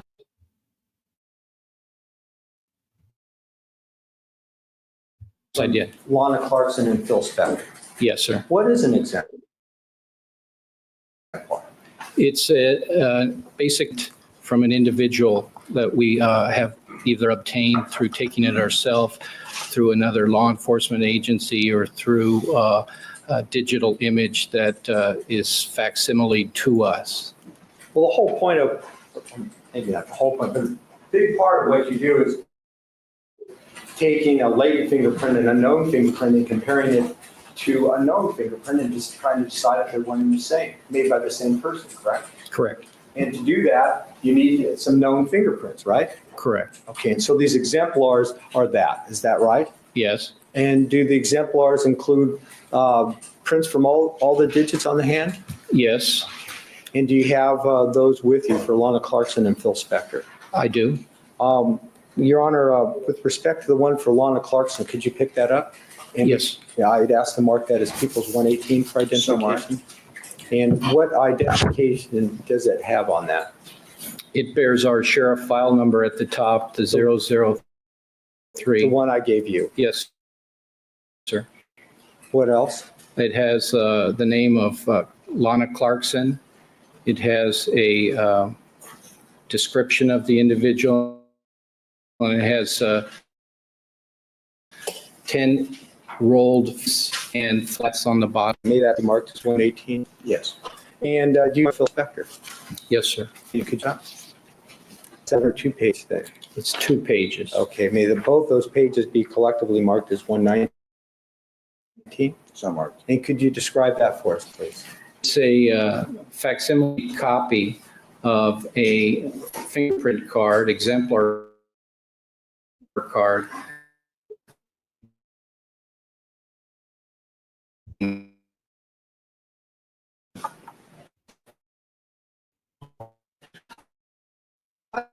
know, the woman that just left out in February 2003? Yes, Okay. What was her job, if you knew? she worked in our chemical processing section at that time. Which were lift Lightning Prince? Yes, sir. Okay. May I ask with 116 and 117? Remark to the exemplars and what I believe are some latent prints in those two packages, 116 and 117. Could you first take out and look at people's 116? Do you read it all? How do you recognize that? I recognize it by the file number, the description, and the latent image that's on this photograph. You've seen that before. Yes, Okay, and that was during your investigation, so to speak, with respect to the exemplars and the latent prints in February 2003. it's developed in June 5th of 2003, and I specifically am aware of it, looking at it on September 11th of 2000. So it was in September when you finally got this? Yes, and sir. looked at it. Okay, and on that date in September 2003, what did you do? Well, let me withdraw that and ask you this. You understand that this was a latent print lifted from a shoe, is that right? Yes, sir. How do you know that? By latent image here. Previous witness lifted. Yes, sir. Now, what did you try to do with that in comparison with 118 and 119, the exemplars from Lana Clarkson and Phil Spector? Did you try to compare them? Yes, I did. And tell us, and so we'll do this maybe once. What do you do to accomplish that? Basically, the ridge structure that if I'm lucky with pattern type, then I would be able to look for a pattern that would be consistent with the pattern that I have on the lift. With that pattern type, I look at the ridge flow that's within that fingerprint. I look at ending ridges, bifurcations, latent print, and I do a comparison side by side with exemplars, known inked exemplars, and try to make a match or correlation between two images. How many times have you done this in the sheriff's department? Many thousands. Thousands? Yes. Okay. Compared to people's 118 and 119, correct? Yes. What was the result of that? It was, I did not identify it to either the individual. So you made an opinion that people's one is either Lana Clarkson or Phil Spector, is that right? That's correct. I did not identify. That late in the middle of 16.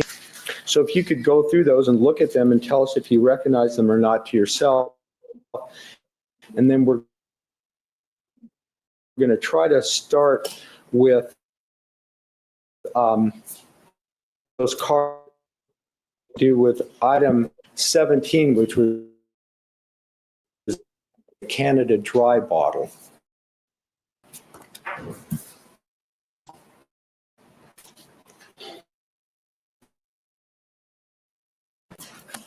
I'm reviewing the latents for item number 17.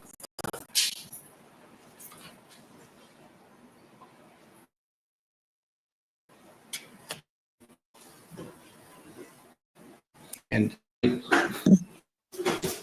it appears there are items for item 17. And One is a lift and one is a photograph. Sir, could you pull the microphone a little closer to you? I think so. Make sure everyone can, thank you. One a latent lift and one is a photograph, digital image. and that's just different ways to lift or preserve, maybe is the better word, a latent fingerprint. Is that correct? Correct. You've done many times in your career. Yes. It's just depending on the technology that you use to observe or obtain. And with respect to the two cards that you have in your hand that relate to item 17, did you compare those to people 19? Yes, I did. And the same way you explained with regard to the shoe. Yes. What was the result of it? These tied to Lana Clarkson as her right index finger. And her right index finger was, according to the card, where on the bottle? Oh, according to the card, there is a drawing on the rear of the card, and there's a, which is with where we patent is obtained ginger ale bottle. Okay. Thank you.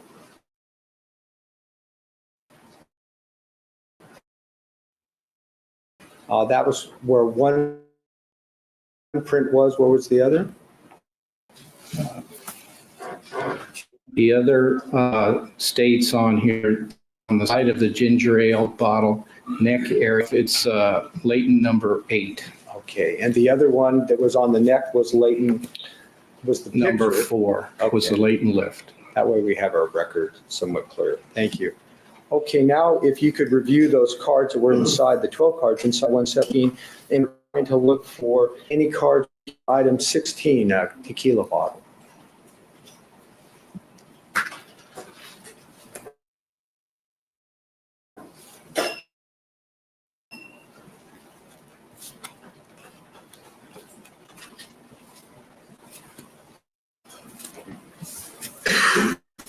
Two latent.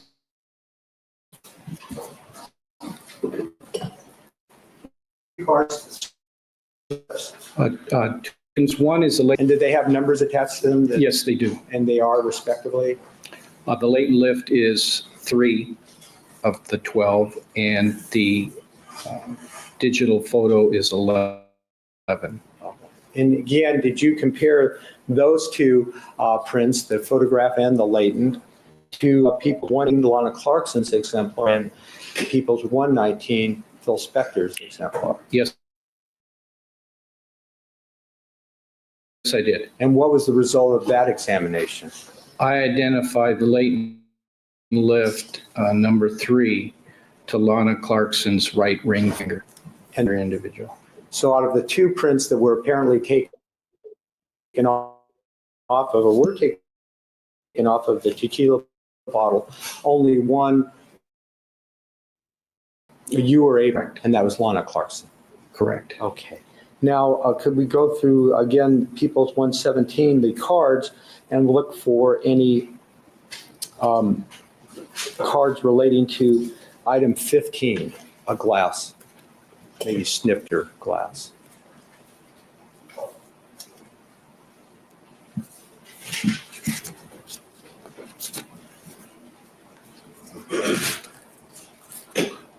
I have a total of 4. So there are 4 lifts off of item 15? I'm sorry, there's 2 that are lifts and 2 that are digital photographs for a Okay. total of 4. And could you identify those with the numbers that were assigned to them? Yes, they are going to be 1, 2, 9, and 10. Okay, okay, you have to leave. If she goes, we all go, all right.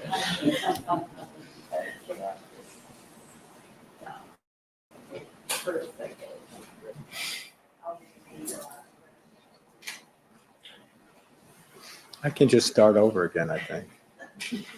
Unless it'll break that And could you machine. identify the numbers that are assigned to answer yes and then he's ready to go through? Okay. You may proceed. Thank you, Your Honor. Sorry for the delay. Before our short break there, I was asking you which one of the latent cards that you had out of People's 117 related to item 15, one of the glasses, and I think you said 4, correct? Yes, sir. And I believe you even gave us the numbers. Yes, I can repeat them for you. Well, if you gave them before, that's probably enough, but thanks. Did you, in those latent prints, those 4, to the exemplar for Lana 18 and the one for Phil Spector 119? Yep. The result of that examination? Latent number 1 identified one on the latent card to her right index finger, and a second latent lift is on there, or a latent, that was identified to Phil Spector as his left index finger. So we have, in your opinion, fingerprints from both Lana Clarkson and Phil Spector on that glass that was marked by the sheriff's investigators as item 15. Is that correct? Yes, sir. And where on the glass? Can you tell us from that? There's a drawing on the back, and when it's identified on the location as the site of small glass, clear glass, number 15, and it shows an arrow on the back. It's going close to the rim, slightly down the body of the glass. Thank you. So that, have you concluded you're back to that piece of evidence, those 4 latent prints with respect to 115? Yes. Excuse me, to 15. item 15, item 15. Thank you. Okay, now if you could go back to 117, the envelope, those 12 cards, and look for and retrieve any of the latent print cards that have to do with item 24, another glass.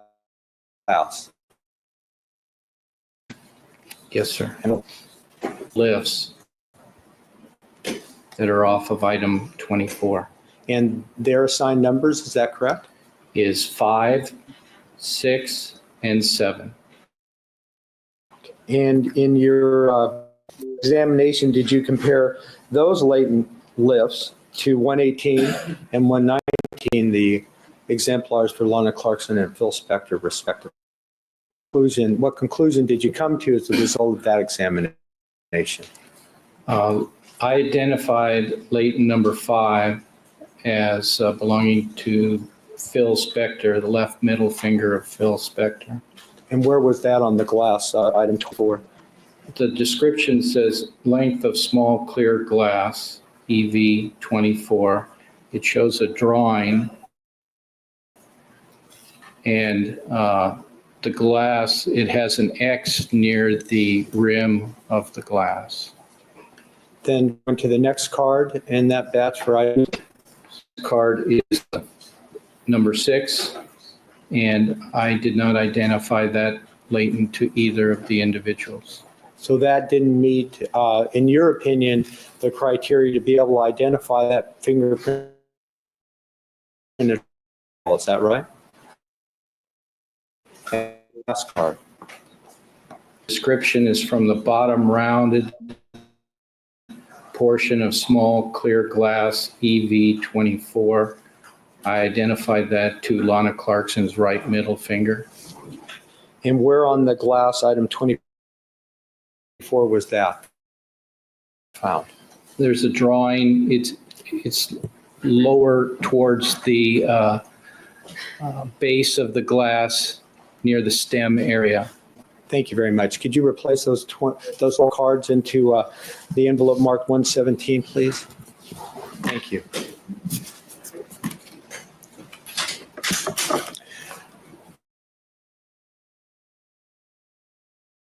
Now, I didn't ask you with respect to every opinion that you gave, why you came to that opinion, but let's just talk about in general. It's with respect to item 116, which you did come to an opinion to, either you compare to Clarkson or Phil's fingerprints. 17, you were not able to identify, is that right? Yes, With respect to the fingerprints that were identified, the latent fingerprints that were identified either to Lana Clarkson or to Phil Spector, how did you come to that opinion and why? How do you do that? I basically looked at the ridge structure that was present there. I looked at the ridge flow. I looked at the characteristics within that ridge structure. I looked at their relationship to each other, to my inked or known exemplar, and I did a comparison of all that ridge structure and detail there, and formed an opinion that they were one and the same. Now, in my class, and they review in a while, and the court have the Court of Appeal. Is there any, Yes, describe for us how that happens? we have a verification process. That verification entails that if we make an identification that for our laboratory, 2 independent fingerprint experts will look at that latent lift and make a judgment and either fact that is identification or not. So we have 3 individuals on identifications that look at specific guns that have been identified. Is that called? Yes. Okay. And that was the case? Yes, it was. As in all cases, is that correct? Yes. Just about all? All of our identifications for our laboratory, yes. Okay, thank you. You may.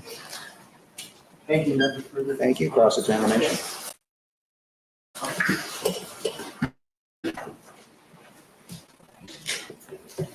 Hi, Mr. Falcone, how are you? Good, and you, ma'am? We haven't met. I'm Linda Kenny Bodden, but I know you did meet Mr. Plord, Yes, I did. and he came to your lab about a month ago, right? Yes, ma'am. And he was specifically looking at the fingerprint. He brought along a fingerprint. Sorry, I didn't hear. Did he bring along anybody with him that you Yes. know? And after Mr. Plord came to your lab, I don't want to ask you about what happened at your lab, but after he came to your lab, did you go back and look at the fingerprint on the shoe? Yes, I did. And that was the one that is on September 11th, he could not be identified, correct? I did not identify it to either. Okay. Correct. But with the advent of new technology, you went back and looked at the fingerprint in the computer, correct? Yes, I did. And you were able to exclude both Mr. Spector and Ms. Clarkson from that fingerprint, correct? Yes. Okay.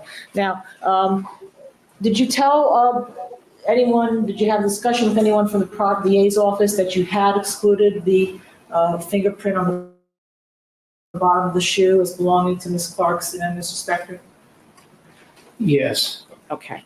Do you have any notes on that, perchance? I just recollection, as far as to answer the DA's office, I told homicide investigators on June 1st, Okay. On June 1st this month.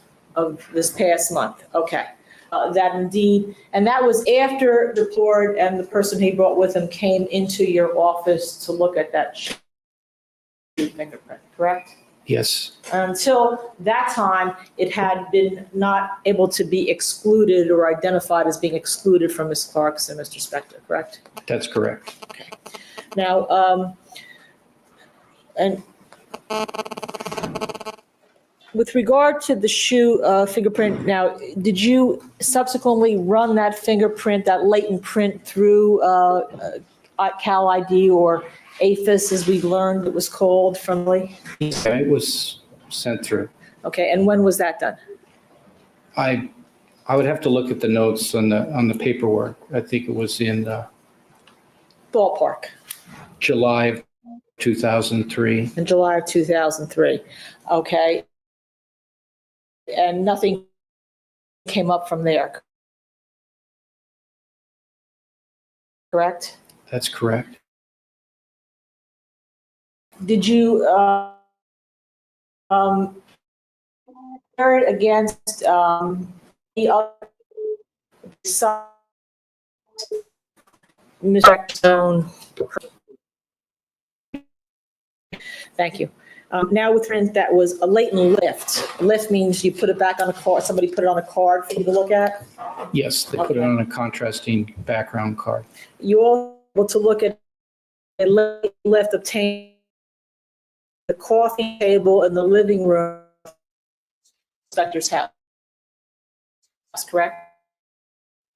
Yes, Okay, and you were able to obtain information on that also, I had one latent lift off the coffee table, yes. and that came back.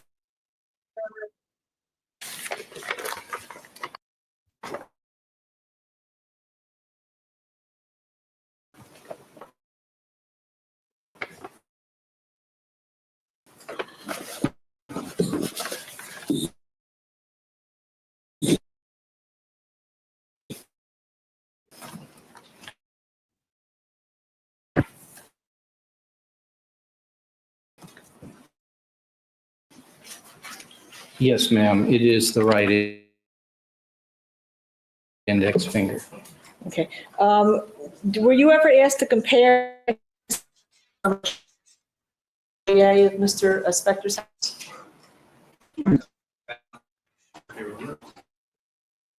Well, she doesn't, if the answer is no, it doesn't necessarily assume that any lift was ever taken.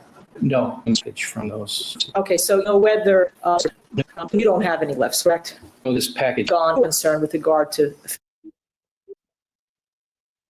When I was a kid, I thought that a chest of drawers was called a Chester drawer. And to be fair, my mom was raised in the mountains of Virginia, and she may have called it a Chester drawer. I might have thought it was called that because she might have called it that. Phil Spector, correct?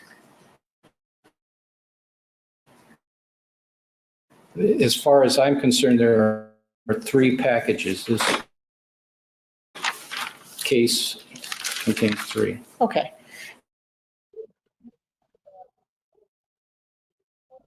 We're on the same page. One of the that we were able to compare was from the top rim of a small glass area, evidence 15, correct?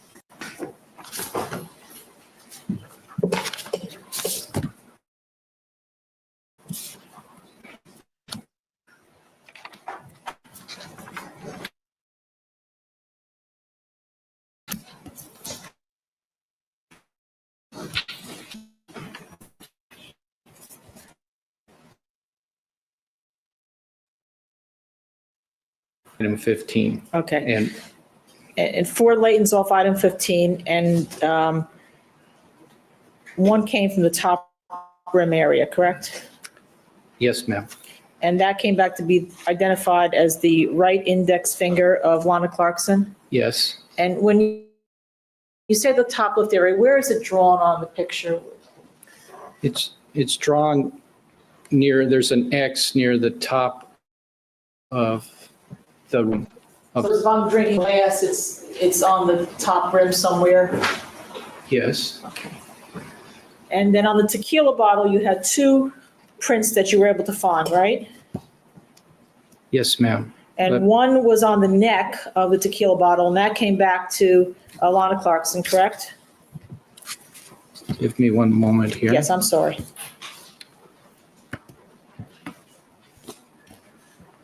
Back to her right ring finger. Okay. And then the other one on the side of the tequila bottle near the label did not come back to either Lana Clarkson or Phil Spector, correct? I did not identify it to either of them.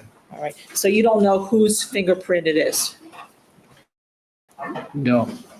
One other final question. You've been, or several final questions, you've been a fingerprint comparison person for you were for a long time, Yes, ma'am. okay? And is it unusual to find someone's fingerprints on items in the house where they live? It's not unusual to find fingerprint. As a matter of fact, you would expect it, correct? In some cases, yes. Okay, thank you. I have nothing further. Thank you. Redirect. No, thank you, Your Honor. No further. Thank you. Subject to recall, your excuse. Thank you for being here. You may step down. Thank you. All right, ladies and gentlemen, keeping in mind the admonition, we're on a different schedule tomorrow. One of the jurors has something to do in the morning, so the jury will be returning at 1:30 in the afternoon. Council will be here at 9:30 in the morning. All right, 9:30 for us, 1:30 for the jury. Thank you. Okay, guys, this is Sarah Kaplan, I believe, outside the presence of the jury.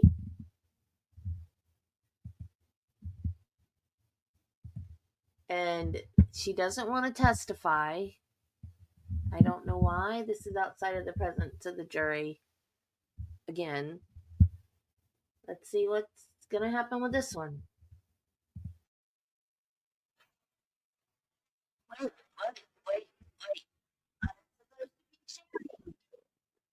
It's not sharing. Why aren't you sharing? I told you to share, StreamYard.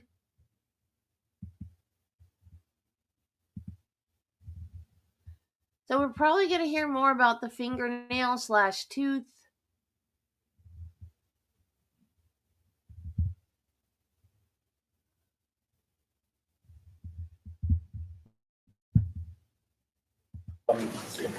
I know that we convened here this morning without the jury to talk about a potential witness, Ms. Kaplan.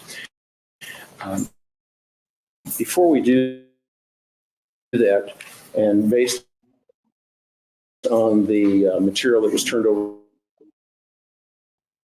to the defense yesterday, which has now been on, have to look at this before we even get to Ms. Kaplan's issue, because I think this was really the genesis of this whole situation. So Ms. Kenny Bodden would like to start this morning and address it to the court, if she could, regarding this particular issue based on the materials we received yesterday. Mr. Dixon? I just didn't want to interrupt, but that's where we're going. I thought this morning we were going to deal with the Sarah Kaplan issue. We're going to deal with another issue. We don't know about that. So if we could just have some sense of where we're going, I'd appreciate that. Well, actually, they're folded into one another. These are not separate issues. They are inextricably tied to one another. And what we're talking about is the material that we received regarding Gregory Diamond, which really was the springboard for this entire, and I'm going to say problem, because that's what it is, and I see it as a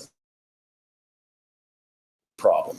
I see it as a problem then, I see it as a problem now, and I see it as a continuing problem. So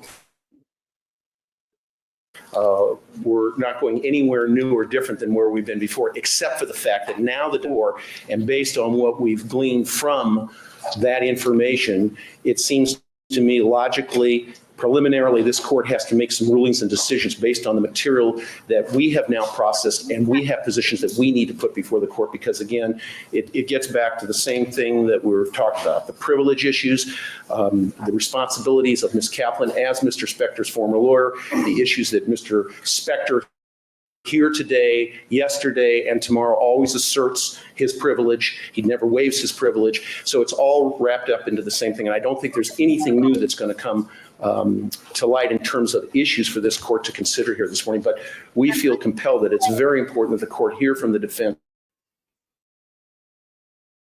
We have plenty of time this morning. The jury isn't here, that we do want to make to the court here this morning. Mr. Nixon? That's why I asked. It probably is in the eyes of the beholder whether it's important or not. But I'd first only point out that this material, whatever it is, because I don't know, and neither does Mr. Jackson, was handed over in chambers yesterday by the court to Mr. Rosen, and I kind of tongue-in-cheek, but I said, do I get a copy? And of course, the court said no, because there's privileged material in there. My point is, how can we respond to a presentation made by the defense regarding Greg Diamond and Sarah Kaplan when we have no access to the materials that they're going to talk about? How can we respond? I have no idea what they're going to say or what they say, whether or not it's based on anything. It seems to me we might as well pack up and leave because we don't know what they're talking about. And we have no right to have any access to what they're going to talk about. Well, I would respond with 2 points. Yes. First of all, it'll become very clear within moments after Ms. Kenny Bodden addresses the court here from the podium what we're talking about. And secondly, this is part of trial work. Things come up in trials all the time that aren't prepared for or anticipated. This is probably the, I don't want to say it's the biggest issue that's come up that was not expected by either side, but it certainly is, in our opinion, the most significant issue that is popped up on the radar screen without any kind of advance notice. It just happens in trials. It's happened to all of us. Well, I understand that these things happen, and I'm not saying, oh, give me a break because we aren't prepared. We don't have access to that material, so we can't be prepared. I'm going to allow the defense to start to make a presentation. Whether I hear it out, I will not tell you. If I don't think it's relevant, I'm going to stop you. It's that simple. I have confidence the court is going to hear Ms. Kenny Bodden out because we believe that it is relevant. I think it'll become clear very quickly. All right. Thank you. All right. Your Honor, based on the materials we received yesterday, we renew our motion that was made the other day for a mistrial and incorporate added facts into that motion related to the specific items here. And when I'm talking about them, again, I'm not going to breach the privilege. I'm going to talk about some of the circumstances surrounding and the timing surrounding that of these interviews that Your Honor knows, but I think we need to lay it out because it has not been laid out before on the record in behalf of our client, Mr. Spector. As the court knows, the court, based on a telephone, appointed a special master to investigate the allegations made by Gregory Diamond. That special master was appointed by Your Honor on April 13th. And as we further know, that was without notice of defense. That was on a Friday, if the calendar is right. We began jury selection in this matter on April 16th, 2007. And just to put everything in perspective, we opened on April 25th, 2007. After that special master was appointed, and it eventually turned out that the court order appointed the possible 3 people, and the one that actually was able to fulfill the obligations that the court asked her to fulfill was Professor Lori Levinson, who everyone has great respect for in this courtroom. Homicide detectives J. Moberly and V. Pietrantoni, and I believe their names have been indicated in this court before when Mr. Diamond was on the stand at the hearing. The interview by these detectives was on April 17th, 2007 at 2:00 in the afternoon. And that interview was with Mr. Diamond, and it was not in the presence of the special master that was appointed. The homicide detectives, apparently, from what we understand, secretly and surreptitiously recorded the interview with Mr. Diamond in its entirety, which we obviously had a chance to listen to. That interview does not surround what ended up being the issue in this hearing. It does not surround, and in fact, that interview does not even touch upon what was seen at the house or the home of Mr. Spector on February 4th, 2003. Simply, there's no questions asked about that. What the interview does touch upon is that we don't know whether these 2 detectives were ever given any authority or any instruction or any guidance as to whether or not they were able to inquire into attorney-client privilege matter, or whether they were given instruction or guidance that they could inquire into attorney-client privilege matter. But for the purposes of this motion, we think it's irrelevant whether they were given that guidance or they weren't given that guidance. The fact of the matter is they did inquire into attorney-client privilege matter. Yay, madam, thank you.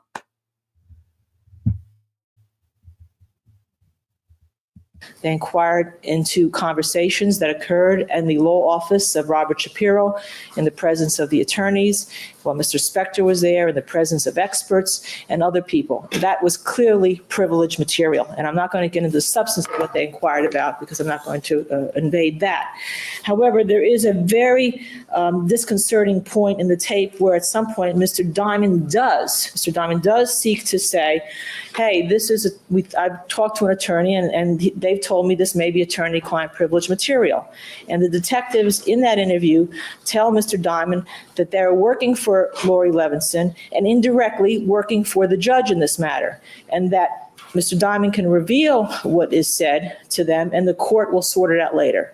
And there are conversations and statements that are revealed to, obviously, these detectives. Again, this is all done without notice to the defense, and this is all done under the guise that these 2 detectives are indirectly working for the court, which they were not. I would imagine that the court didn't appoint them as special master, okay? So they did seek to ask questions, and they did ask questions, and they did get responses. That is clearly, my understanding, is an invasion, and we're going to argue it, Your Honor, whether you agree or not, of the defense camp under a case called Messiah, which I understand that if I just say Your Honor would be more aware of it, and certainly the California attorneys can talk about Messiah better than not. And basically what these detectives did was use the court's authority in appointing a special master as a ruse to discuss conversations that were clearly privilege that took place in an attorney office with a paralegal who was in that office at the same time. Also, what is troublesome in both of these interviews is that Mr. Diamond came to court here, and if you recall, we brought him back to specifically ask the question whether he had kept any contemporaneous notes, any journals at the time that this was going on, and he indicated first through his attorney and then on the stand that he had not. In the Lori Levinson interview, he is specifically referring to notes. She notes that.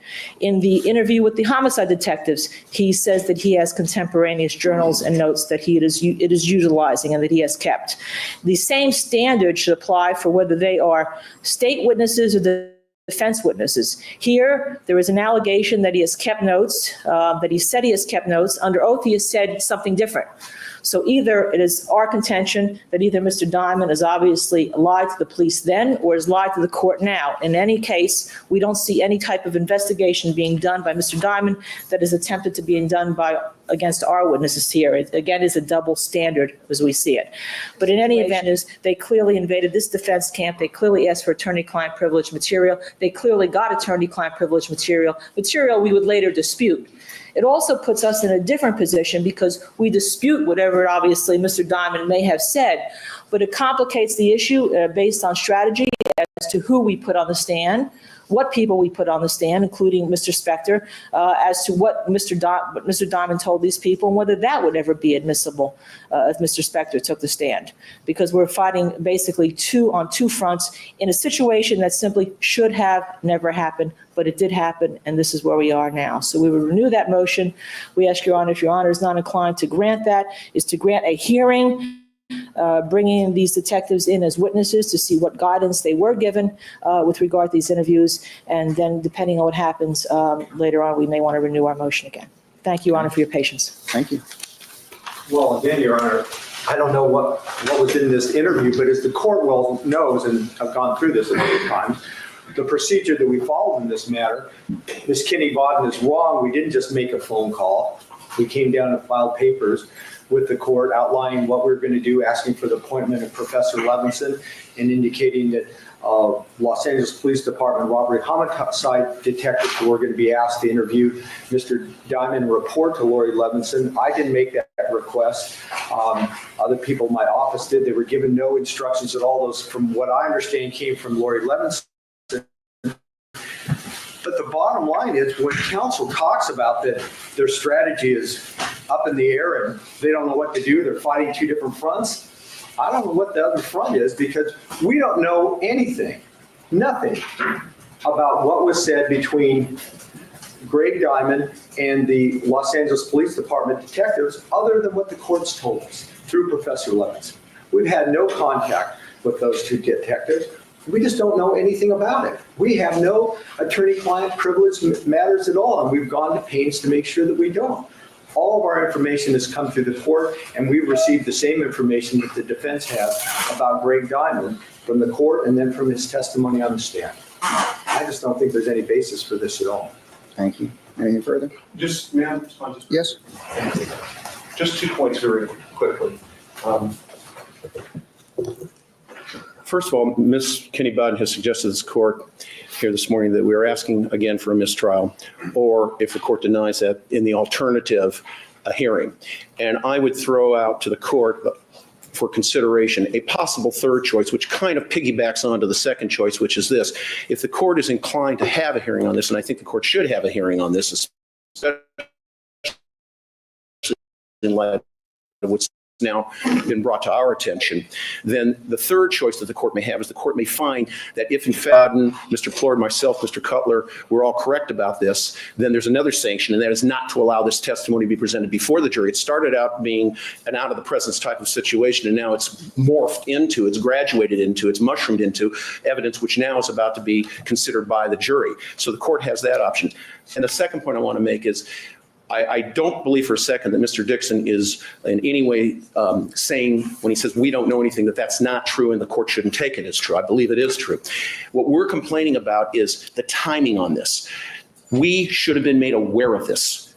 I mean, this was not a singly dimensional situation. This situation, because of what Mr. Diamond was alleging regarding clearly confidential, privileged information, should have been revealed to the defense camp long ago and far away, not when it was. And what we're complaining about in toto is everything that Ms. Kinney-Bodden said, but also the fact that once this was brought to the attention of the government, we should have been notified about this also, not just the court, because it was clear that Mr. Diamond called. Mr. Jackson absolutely did the right thing. Mr. Dixon did the right thing. They didn't want to talk to them at that point because they had their antenna up. They knew that there was a potential and a possibility for a real problem here when somebody who has become basically a Judas defector from the defense camp contacted him. But it should have been brought to our attention at that time so that we could have taken positions. We could have filed papers with this court. We could have made certain requests and inquiries, whether the court granted it or not. Slow down, Mr. Rowe. I'm sorry. Certainly,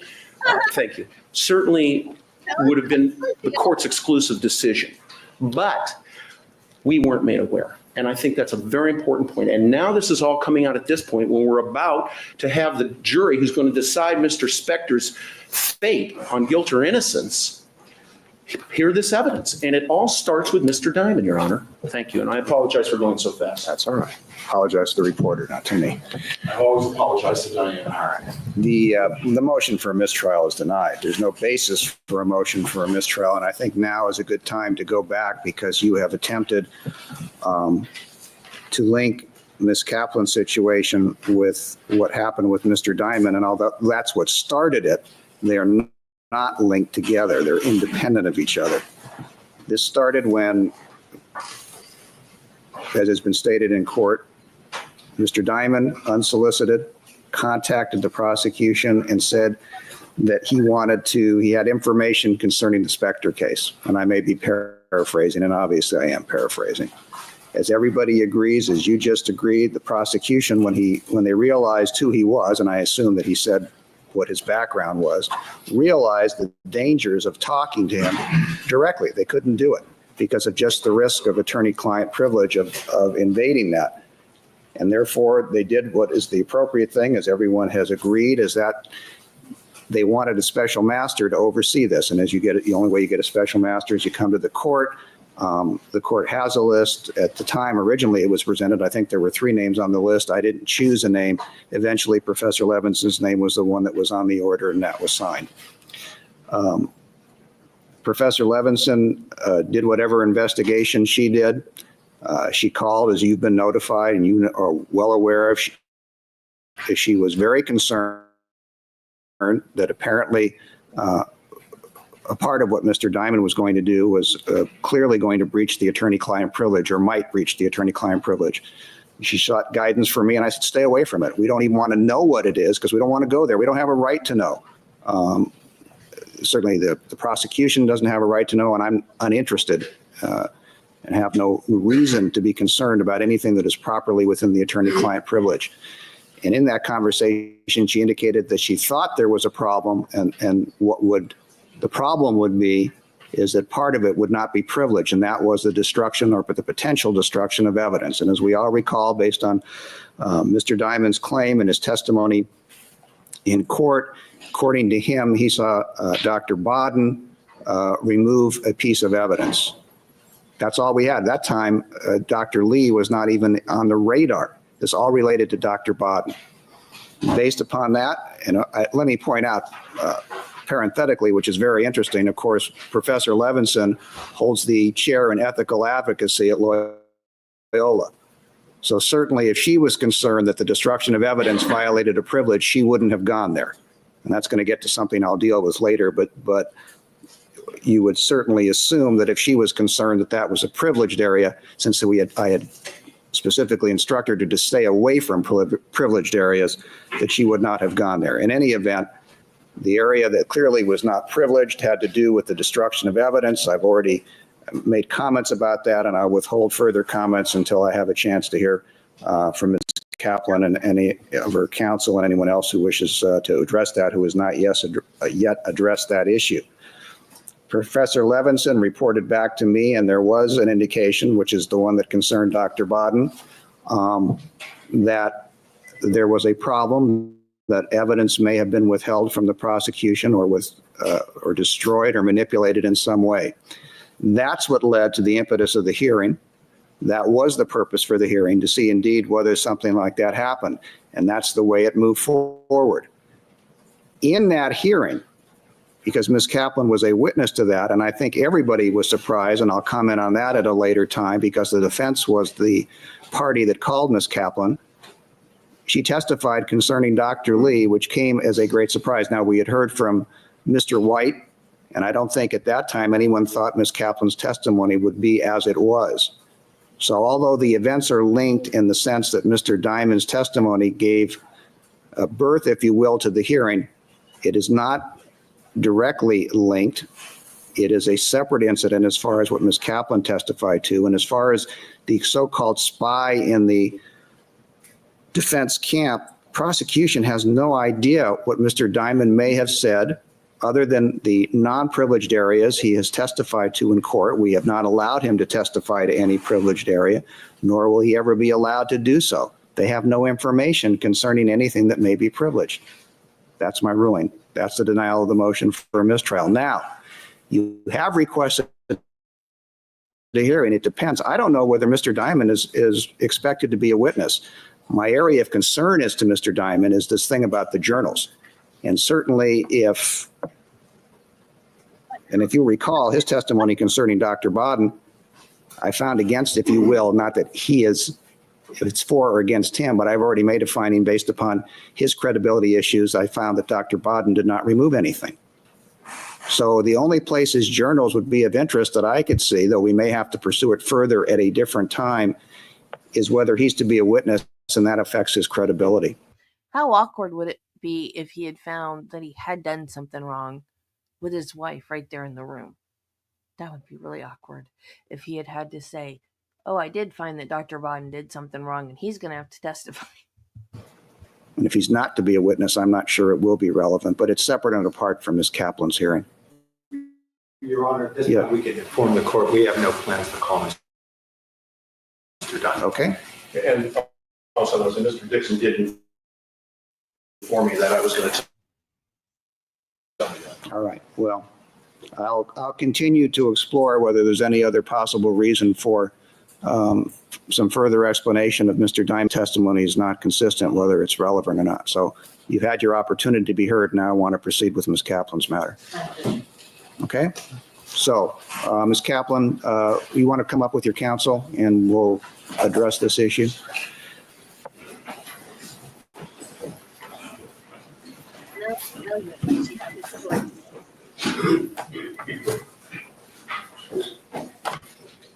All right, Ms. Kaplan is present. And may I have counsel's appearance for the record, please? Yes, good morning, Rush. Mike Lee, Secretary, and Janice Weberman for Ms. Kaplan. Mr. Nestor, you want to tuck your collar in just in case there? Thank you very much. I want you to look good. Thank you. All right. My wife would, I really appreciate it. I have read and considered, both the people have filed a memorandum of points and authorities concerning what they believe are the appropriate remedies and also how to handle Ms. Kaplan's matter. I've read she has also, you and she have filed on her behalf her memorandum of points and authorities in opposition to the prosecution's memorandum and also her position as to whether she should have to testify in this matter. Is there anything that you would like to add? And I would say, if there is, do it now, because once I start to make findings, that's going to be it. In other words, I want to hear everything now. There's not going to be give and take at a certain point. So I want you to have an opportunity to present anything you want to me at this point. in addition to what you've already stated in open court, in addition to your points and authorities, if there's anything else you want to offer, now's the time to do it. Thank you. Your Honor, I was privileged to read the People's memorandum giving their position in this case. That memorandum cited no case where an attorney was called to testify before a jury against a former client. No case. We have cited cases to this court where it was disapproved by the appellate courts where this was done, and cases were reversed. We have cited constitutional principles, we have cited ethical obligations, and we have cited the law in a respectful attempt to not have Ms. Kaplan put in the position of testifying against her former client. We have outlined to the court that we think this is an unwise exercise by the court, which will put defense attorneys in a very precarious place. If the court is going to, as I'm afraid it is, say there was some kind of waiver, Ms. Kaplan didn't waive any privilege to testify on the issue of guilt or innocence of her client by testifying at a limited evidentiary hearing, which the court indicated was limited in its first ruling and findings after her testimony.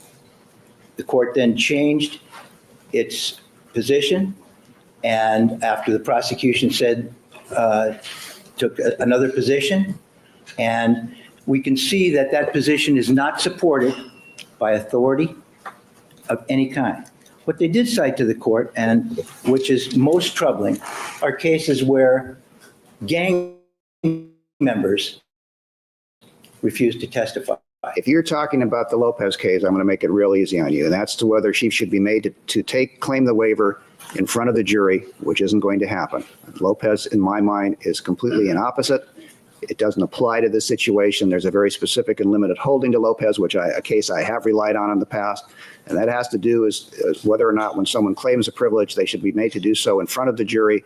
And that case, very limited, basically held that where there is a gang member who basically does not have a right to claim a privilege against self-incrimination because they've been given immunity and then continues to refuse to testify, it can be used to show the relationship between gang members and to what lengths they will go to. It has nothing to do with the facts of this case, and I don't intend to follow that. Thank you, Your Honor.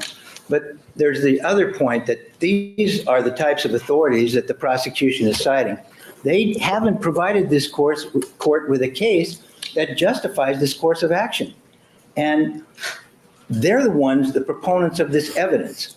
We have cited cases, we have cited principles that advise the court not to do this. We have asked whether it's been done before. They haven't shown that it has. Under these circumstances, Your Honor, and treading in this area without precedent, in my opinion, is dangerous to the whole court process. We have an adversary system. They're supposed to fight, the people are supposed to fight as hard as they can to convict a person. Defense attorney is supposed to fight as hard as they can to defend that person. The law's constitutional principles, not just attorney-client privilege, they keep putting it in attorney-client privilege. This is the attorney-client relationship, the entire relationship, which comes down to the courts through the Sixth Amendment, the Due Process Clause, the right to a fair trial. For Ms. Kaplan and people like Ms. Kaplan, people like myself, to be allowed to remain an advocate for our clients and not to be mistrusted when our clients first come in and talk to us, and not to be prevented from investigating a case properly, and not to have the chilling effect that this would have. I appreciate Your Honor listening to me. I do not appreciate the people analogizing Ms. Kaplan's situation to that of a gang member. Well, you've heard where I stand. Yes, I did. All right, thank you. Mr. Dixon or Mr. Jackson? Your Honor, respectfully, there was absolutely no intention in citing the Lopez case to analogize Ms. Kaplan to a gang member. That is not what the people's intention was. That's not what we did. The court asked for guidance. Specifically, the court asked for guidance insofar as cases that supported the idea that when a witness who is properly called by the prosecution or by the defense or by anybody, I mean, it can be any witness. In Lopez, it happened to be involving a gang member, but it could be anybody about anything. If that person, and I believe the Lopez court, although specifically addressing a relatively narrow factual issue in that case, the Lopez court did address the broad issue of whether or not a witness who is properly called by one side or the other has a right not to take the stand. And the court said, and I'll quote, the court said in that case, I don't think I have any right, I being the court, have any right to prevent the prosecutor from calling this man as a witness and putting him on the stand. That's why we cited Lopez. Because Ms. Kaplan has no privilege, Mr. Nastir basically conceded that it's not an attorney-client privilege, that that's not what she's asserting. It's some broad brushstroke about responsibilities to her former client. Well, there is no privilege recognized. And if, in fact, Ms. Kaplan has relevant testimony under Proposition 8, all relevant testimony is admissible, notwithstanding any other statutory authority. The only proscription against a witness being called is a constitutional one. Since Ms. Kaplan has no constitutional right not to testify, then the process. Brennan is going to use her HBO interview, her 2020 interview, and her Dateline episode. Where's my goat?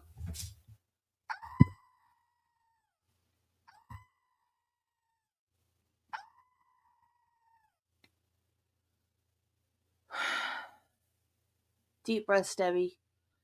Deep breaths. Deep breaths.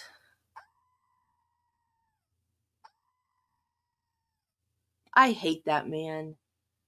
I really, really, really hate that man. I hate him so much. So much. Prosecution, therefore, has a right to call. Lopez was simply cited to support the proposition that a court, as the Lopez court doesn't have the right to analogize Ms. Kaplan, all due respect to her, to a gang member, that Mr. Nastir goes far beyond he argues too much. That's clearly not what we were doing. That's not what our intention was. We know where Ms. Kaplan stands. We know what her record is. We know what her history is with the state bar. In his opening statement, at the very beginning of the trial, in the opening statement. Disparaging her in any way, shape, form, or fashion. And I should say for the record that when these allegations are leveled against the prosecution, because it's not our intent. They've offered a stipulation to the defense that we have not met with any response from the defense, not with any positive response from the defense. It's not our intention to have Ms. Kaplan in any way, shape, form, or fashion embarrassed or inconvenienced during these procedures. All we ask. And you know he's going to take it out of context. I'm sorry, I'm pissed. Is that Ms. Kaplan take the stand and tell the truth.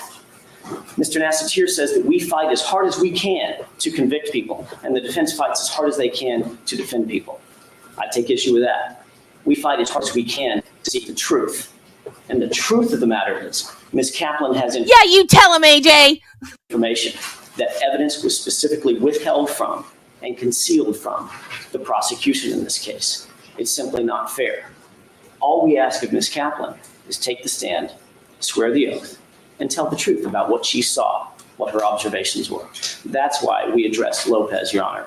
We did not address it in terms of analogizing Ms. Kaplan to any other witness. That's not what our intention was. And I wanted to make that clear. All right, thank you. May I be heard? Yes. Then I'd ask the people to strike this sentence from their brief. Sarah Kaplan, the gang member in Lopez, was named, Juan Miranda.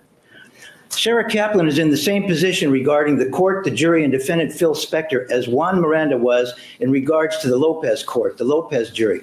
and defendant Jose Lopez. Just as Miranda's unlawful refusal to testify was evidence that supported the gang expert's admissible opinion that the gang members act as a unit. And then it goes on to say that Sarah Kaplan's refusal here is just like that. That is not true. This is another level where I'm afraid the court is going to go. This is far beyond a level and far beyond not analogizing it. I would ask the prosecution to strike the entire last paragraph of their brief, because that's what they say. And that's the kind of authority that they have for this. Not that lawyer Smith was called to testify against his or her former client at a jury trial as to lawyer Smith's client's guilt or innocence. They don't have a case. There is no case. This is the case. And I'm asking the court that under these circumstances, not to do this. Okay, thank you. I'm going to let you address me, Ms. Kaplan. I just want to make sure we're done with Thank you, Your Honor. I'd also like to say that I've been misquoted, and the prosecution hasn't cited anywhere in the transcript that I said I saw a piece of evidence at the crime scene manipulated, altered, touched, or removed. I don't know what I saw. I don't know that it was removed from the premises. I don't remember where it was.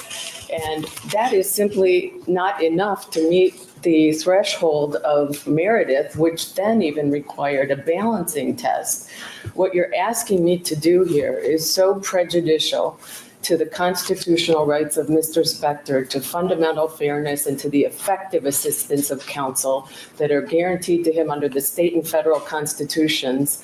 And it's just so unethical, even for the prosecution, to put me in this position when they know that this is not a justiciable issue, it's not relevant, and they know that I have valid constitutional, legal, and ethical arguments that I'm raising to the court, and I should not be held in contempt for doing so.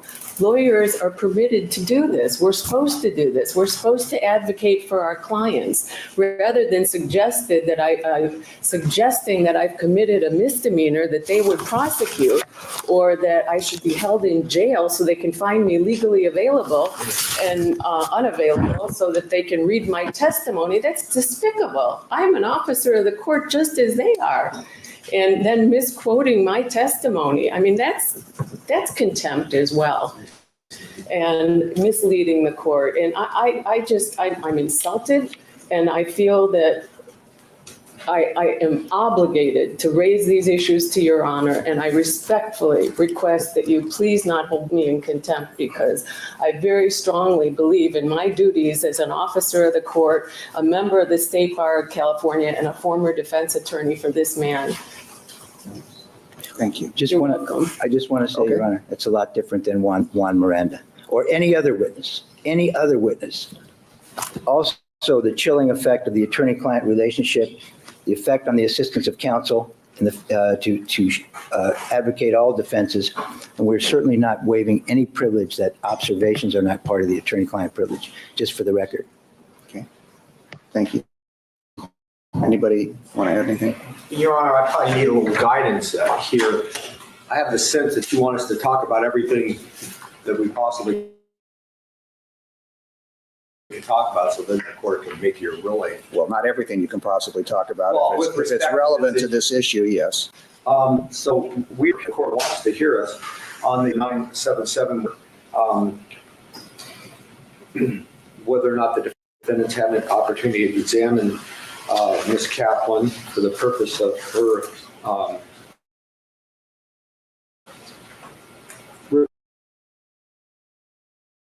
recorded testimony, and if the court decides that's it. I think that at this point that's premature. First, I have to make a decision as to whether I believe she's in contempt, and I'm going to go through that. And then, depending upon what I find, there's the procedures to follow. Did you want to be seated, Ms. Kaplan? It's going to take me a while to go through the history of everything. I don't know if you want to remain standing.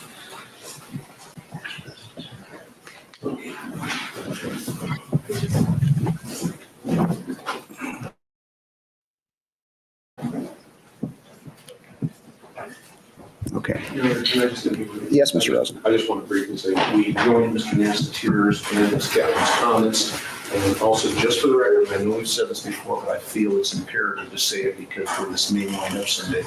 Once again, on behalf of Mr. Spector, the entire defense team asserts this privilege.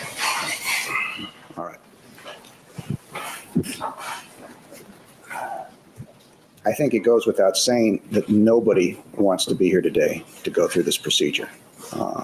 I don't think it has to be said that. I clearly, based upon, I wouldn't need her remarks, but clearly what Ms. Kaplan has just indicated, I think these are issues that need to be raised. No one has any personal animus against her.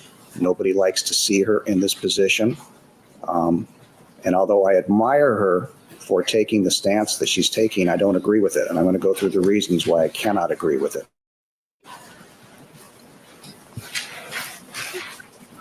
We need to go back and look somewhat at the history and talk about some other remedies that have been raised that I have heard, which simply are inapplicable. And I'm going to go through those because I've considered them all to try to avoid what I'm going to do today.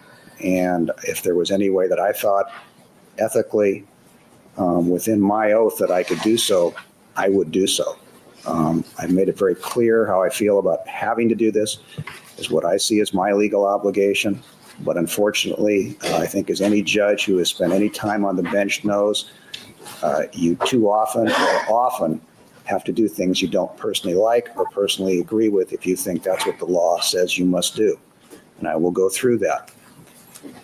We were having a hearing concerning whether or not certain evidence at the crime scene had been manipulated, removed, or withheld from the prosecution. Based upon testimony presented to this court, we need to put it in context. Dr. Lee testified that he did his examination, that the only thing, he took no evidence except he explained, pieces of carpet that had been left there, some fibers, some other matters. And specifically when asked whether he had ever taken, whether or not it's actually a fingernail or what it is, none of us know. We can't know because that is not there. But it's very clear that there have been allegations that a piece of evidence was taken from that crime scene and never turned over to the prosecution. Dr. Lee said, I never put anything in the vial. I never did that. It didn't happen. I like Ms. Kaplan. She's clearly mistaken. All I did was the things I took, I put in a Post-it note, and eventually those have been given and turned over to the prosecution. The law is clear. Although a defense attorney may certainly observe a piece of evidence, they may even take and analyze it, but they have a duty to inform the prosecution of that piece of evidence and then make sure that it gets returned to its original position. That's the holding of Meredith, Fairbanks, Lee. They all deal basically with that issue. And it is very clear under California law that once a piece of evidence or potential evidence is manipulated, removed, withheld, that is not privileged. It is not covered by the attorney-client privilege. The observations would be if nothing is done to it. And that's the big difference. Ms. Kaplan has clearly testified on 2 occasions that she observed Dr. Lee put something in a vial. She has described the object as flat, white, irregular edges, the size of a fingernail. Very clear, you cannot reconcile Dr. Lee's testimony with Ms. Kaplan's testimony. It cannot be reconciled. She was very clear. Dr. Lee surmised that maybe Ms. Kaplan had confused swabs, which he carries in a vial. And Ms. Kaplan was very clear. She knew what a swab was. This was not a swab. So now you have the people. Disadvantaged, perhaps, we do not know because we do not know what this piece of evidentiary or potential evidentiary material is.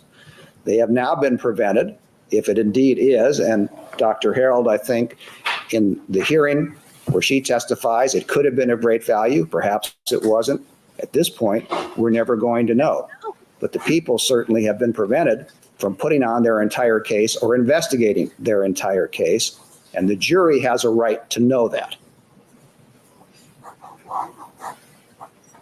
Now, we go back to the issues. Ms. Kaplan was called by the defense. Certainly, had they wanted to raise the privilege, they could have. They didn't. They called Ms. Kaplan. Whether or not Mr. Spector was in the courtroom pursuant to his 977 waiver, that is absolutely unimportant. He has charged his attorneys with going forward, representing his interest. It is a voluntary, he is voluntarily absent, and he cannot now be heard to complain, well, I wasn't in the courtroom, so I could claim my privilege. Even more important, I have gone back and reread this record a number of times. Not only was she called twice by the defense, but each time, not the second time, I believe, but on the first day she was called, the issue of privilege was raised twice. Once by Mr. Plord in examining Ms. Kaplan, and once by Ms. Kaplan herself in conjunction with Mr. Hirsch, your partner, who was representing her. And it is very important to note that Ms. Kaplan was represented by counsel at all times when they came here. And Ms. Kaplan is an attorney. She is an attorney who practices and specializes in criminal law, and at that time had been doing it for 20 years plus. Mr. Plord raised the privilege during the presentation of evidence. There was a question that I believe was asked by Mr. Jackson. I could be wrong, but it was asked by someone. And Mr. Plord objected on privilege grounds as to that limited question, clearly aware of the applicability of privilege, never objected to her testimony. Never objected to her testimony. Ms. Kaplan did not object to her testimony. Mr. Hirsch did not object to her testimony. And later in that same proceeding, there was a question that was asked. Mr. Hirsch asked for a moment to consult with his client. In fact, he objected that that question might invade the privilege.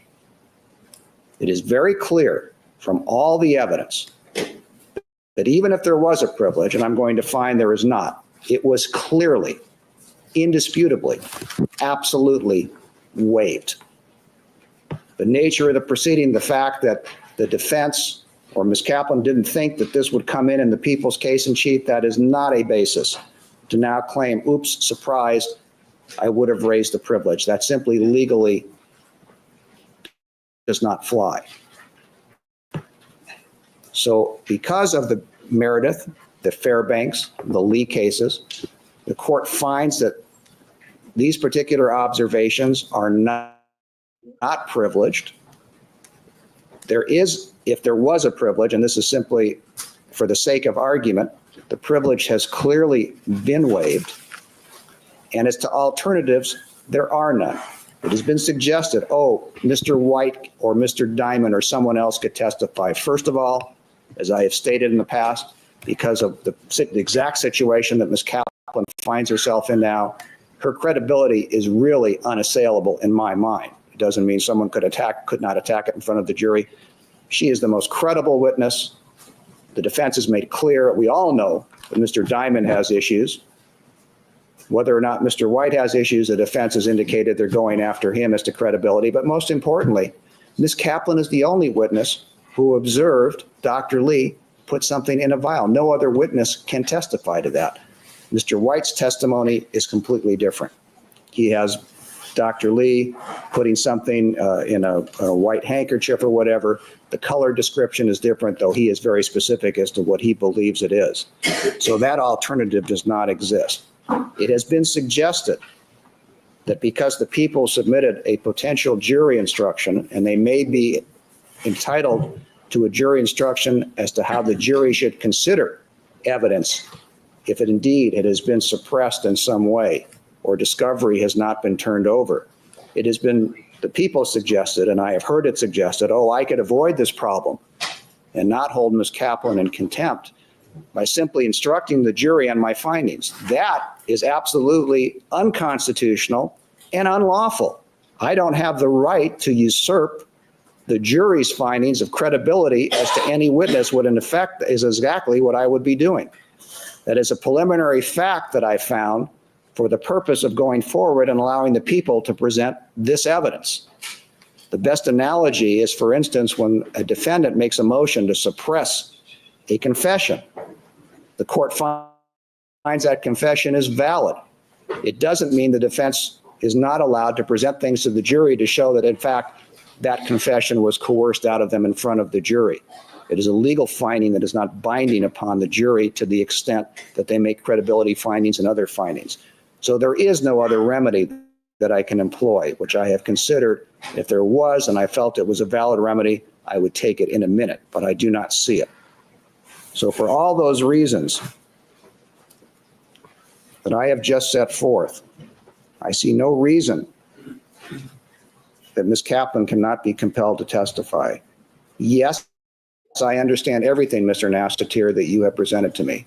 You well know I was a defense lawyer for 10 years. I understand a defense lawyer's obligations very, very well. And I understand the difficult position Ms. Kaplan finds herself in. And that's why I admire her stance.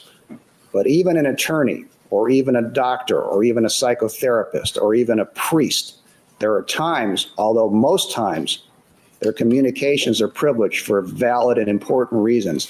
It is not so in all cases. And this is a case where our high court, our appellate courts have found it is not privileged. There is no other person who can testify as to what she saw. And just like the defendant has a right to a constitutional trial and a fair trial, the people of the state of California have a right to a fair trial. And the jury has a right to know that they've been deprived of something that may have assisted their case. And then we get to the issue, if Dr. Lee ever testifies, and Dr. Lee has been identified by the defense, at times I believe they have used the expression, the linchpin of their defense, if you will, then his credibility is paramount. And the people have a right to attack that credibility on all reasonable grounds. And certainly if he is being untruthful as to taking a piece of evidence and hiding it from the prosecution and not returning it and not giving it back to them, that directly affects his credibility, and they have a right to present that evidence. So for all those reasons, I find that she has been properly called. There is no alternative to her being called as a witness. And as distasteful as it obviously is, and we all agree it is, that she has a legal obligation to testify. And as unhappy as I am, and as I'm not happy about being placed in this position, I have a legal obligation. I interpret the law a certain way to see that it's carried out. And I have no choice to have her put under oath in these proceedings, because I won't do it in front of the jury. And there's a case called In re Keller on habeas corpus, which is a Court of Appeal opinion 49 Calap 3rd 663. And I will assume that when she is put under oath in this proceeding, and Ms. Kaplan will indicate she will not testify in front of the jury, and therefore she does not have to be called in front of the jury. And as the Court of Appeal noted, it is an idle act, and it does not prevent me from going forward with the contempt proceeding. So that's the process that I'm going to do. So with that in mind, Ms. Kaplan, I now need to ask you, and I will ask you again once you are placed under oath, do you understand if you refuse to testify that I will have no choice but to hold you in contempt? I understand. All right. Disagree, but I understand. I understand your disagreement. I don't expect you to be happy with my ruling. I don't expect you to be happy with me. That's not necessary. I fully understand that. We have it, and basically we have two principled people. Well, there's lots of principled people, or I don't want to leave anybody in the room as unprincipled, but you have you, and you're standing on your principles, and you have me, and I have to stand on my principles, and we come to loggerheads, and I have to do what I have to do, just like you have to do what you feel you have to do, and I understand that. Can I ask you a couple of questions? You certainly may. Oh, I'm going to, by the way, I'm staying the proceedings. Okay. Not only, you're not going to jail today. One, I don't believe, although this is a coercive contempt, it is not a punitive contempt. For instance, when a lawyer says, "You're dumb, judge," as some may feel obligated to do, that's a punitive contempt. It's a direct contempt where you basically punish the conduct. This is coercive contempt, where basically you are put into custody to get you to comply with certain standards, certain direct orders from the court. Now, the difference also is there's a specific 5-day limit on a punitive contempt. Coercive contempt goes until either the proceeding ends or you satisfy my order. Though I will note, under in re far, there is a time when if the court becomes convinced, assuming this all goes forward, and I want this to get tested by the Court of Appeal, I'm going to indicate what I think is going to happen and how it's going to go forward.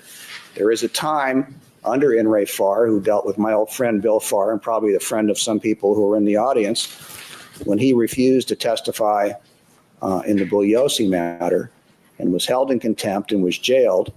And at a certain point, the judge, as the Court of Appeal said, when it became clear that Mr. Farr was not going to comply with the court's order, even if he was in jail, then you must end the contempt. At that point, the court has the authority to switch it to a punitive contempt for up to 5 days. And that's basically the law on contempt as I understand it.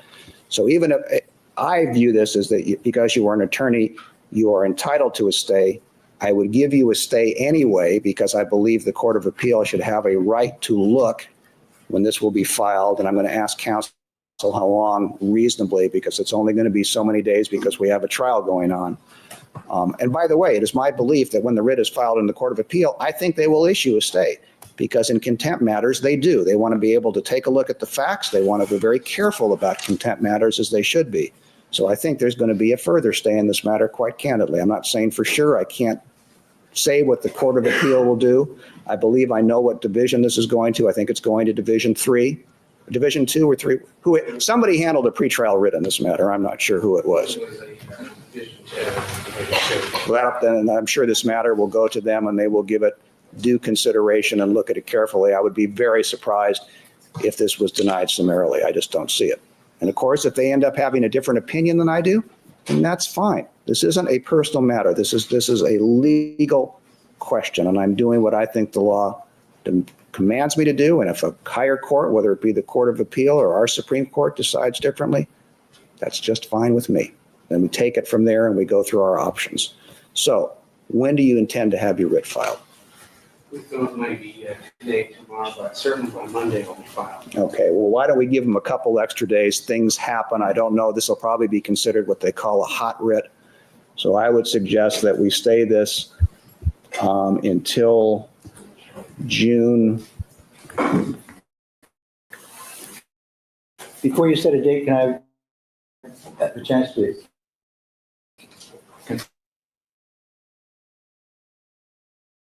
Sure.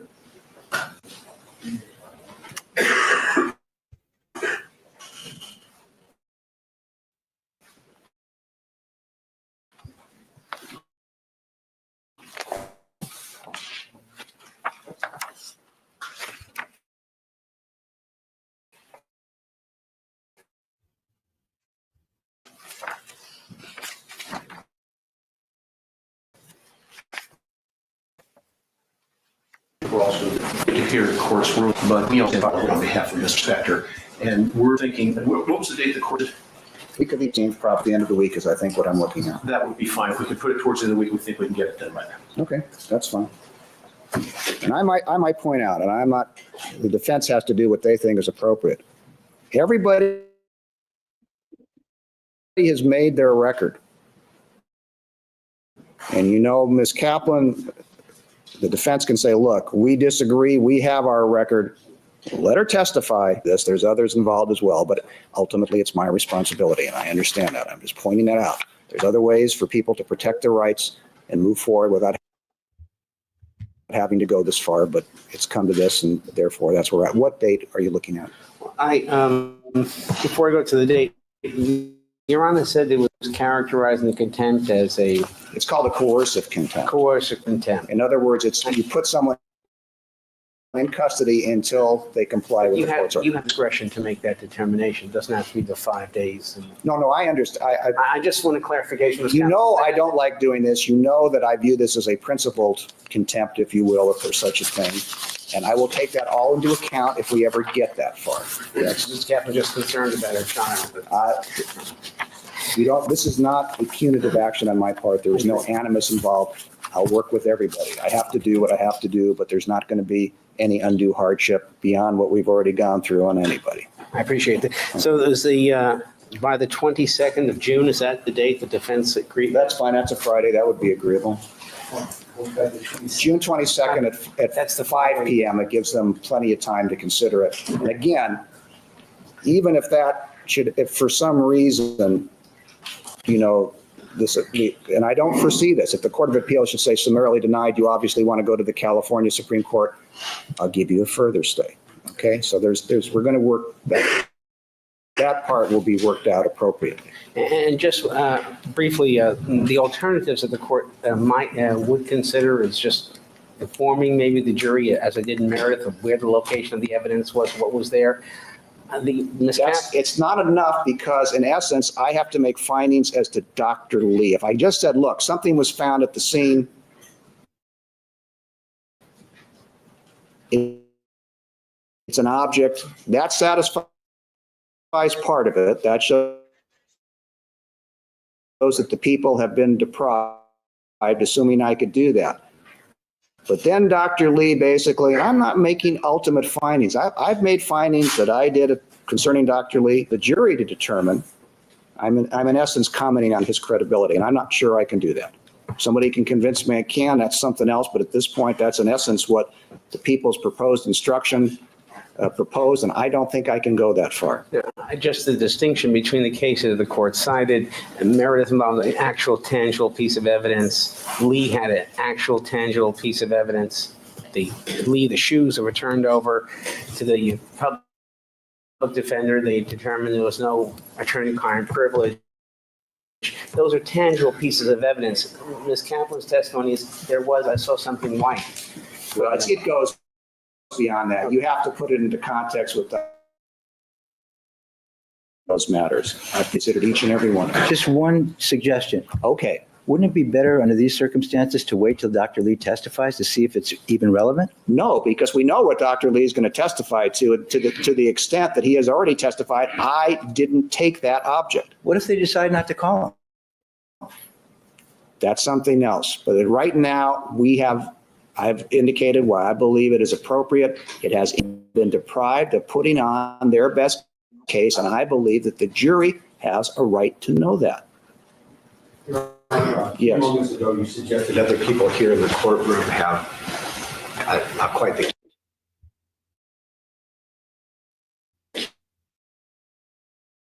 keys, but something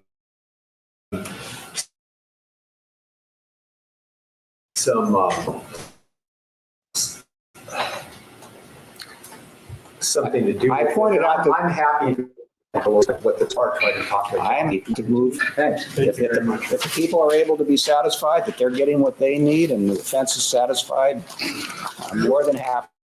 That would make me very happy. All right. Take a recess. Records, very briefly. One, I just want to do, the court has said several times that we called Ms. Kaplan. Yes, you did. Well, in a physical sense, yes, but if we can, and I just want to complete the record, as I recall, what happened is that the court came out, indicated that we needed to get Ms. Kaplan here. What I remember the court saying is when we asked, do we need to subpoena her, does the prosecution need to see her, subpoena her, the court indicated it doesn't matter, just get her here. And secondly, I just wanted to point out another thing. We've certainly explored and looked at the 977A waiver question, but there's another waiver question, which is this. Mr. Spector has never knowingly, either verbally or in a written form, ever waived his privilege with Ms. Kaplan. And that's I already indicated he has directed his attorneys to represent him on his behalf, and by not raising the privilege when Ms. Kaplan was called by the defense. And I don't disagree with part of what you said, because we met in chambers informally, and there was talking about who was calling witnesses. I wasn't putting any witnesses on. That wasn't my place. It was call any witness you think you need to. And at some point, there was a question of, well, if we call Ms. Kaplan, how does she get subpoenaed? It was, I don't care. I've never directed any witness to be present. It was call any witness that the parties need to put on the evidence before me. Because there may have been other witnesses that I wanted to hear from too, but I'm not calling witnesses. All right, thank you.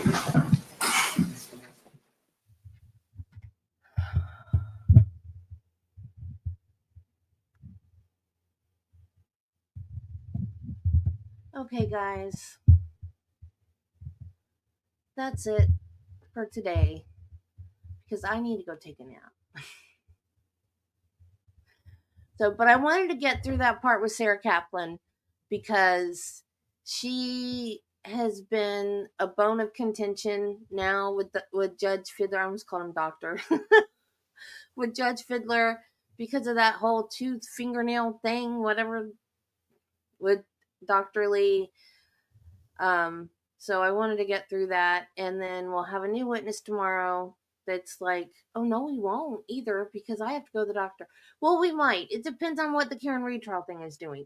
If we don't start that tomorrow, when I get home from the doctor, we will do Phil Spector. We get a new witness tomorrow, and he's kind of long. I think it's 3 parts. But I will give Shadow a treat for you, madam. I don't even know where she is. She could care less that I was gone last night. Belle, too, which surprised me. But Spike was so happy when I got home. Oh, good, Carla. I'm glad. Yeah, those shots do wonders on my knees, too. And I'm not looking forward to getting my knee replaced. I remember when my grandmother got hers replaced, and they had this thing on her knee that moved her knee by itself. And she was laid up in the bed with that thing just moving her knee back and forth and back and forth. And she said it hurt. Like, not enough for her to, like, be screaming or anything, but, like, just it moved her knee constantly back and forth. So I'm not looking forward to that. So, I have an injection tomorrow in my back. And the doctor said, and this could be perfectly normal, but my leg could go numb. My whole leg, like, unable to walk, numb. So Travis has to go with me in case that happens, but then he has to go back to work. So if you guys don't hear from me tomorrow, don't panic, okay? That will only be if I cannot get up and walk to the computer. Because if my leg goes numb, Travis will help me in the house and put me in bed. So if that happens, look on the community page. I will put a post. But if the Karen Reed trial starts tomorrow, I might just have him dump me in this chair and I will stay here. So we'll see. We're going to play it by ear tomorrow, guys, okay? Hopefully, though, that won't happen. Because the doctor said it might not happen, but it might happen. If it does happen, it's just one of those things. It's nothing to worry about. So hopefully, so fingers crossed, my leg doesn't go numb tomorrow.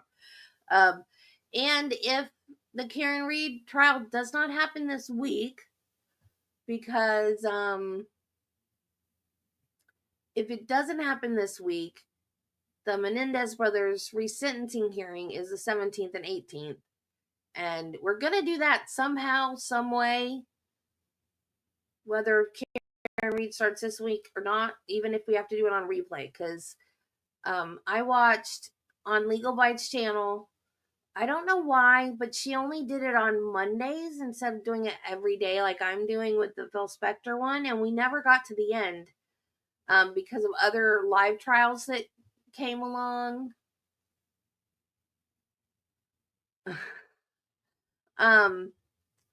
So we never got to the end. And then she had a baby and no more lives. So she's just making videos now, no more live streams.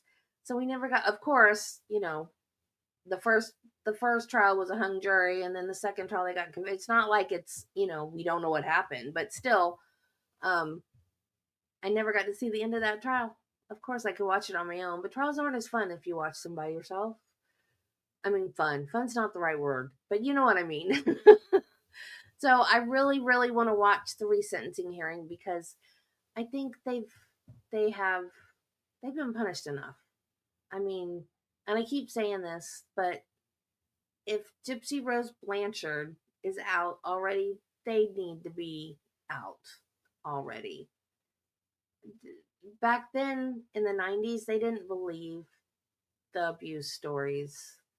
And child abuse was looked at differently back then than it is now. And I think that, yeah, I do think it was premeditated, but so was Gypsy Rose Blanchard. She premeditated what she did. I mean, and she tricked somebody into helping her do it. Whereas they did it on their own. But there was two of them. I don't know. That's a whole nother can of worms. But so, long story short, I want to see their resentencing hearing. Okay, guys, I'm gonna go take a nap, and I will see you, or at least give you an update on how I'm doing tomorrow. Hopefully, I will see you. So, prayers, fingers and toes crossed, all that stuff, that my leg doesn't go numb. So far, knock on wood, I'm not superstitious. I don't know why I'm doing that. Anyway, I have never had any of the side effects. And now, Travis would say I just jinxed myself, because he's a little bit superstitious. But I've never had any of those kind of side effects that they always warn you about. Yes, prayers too. Prayers is the most important. Okay, guys, bye. Love you.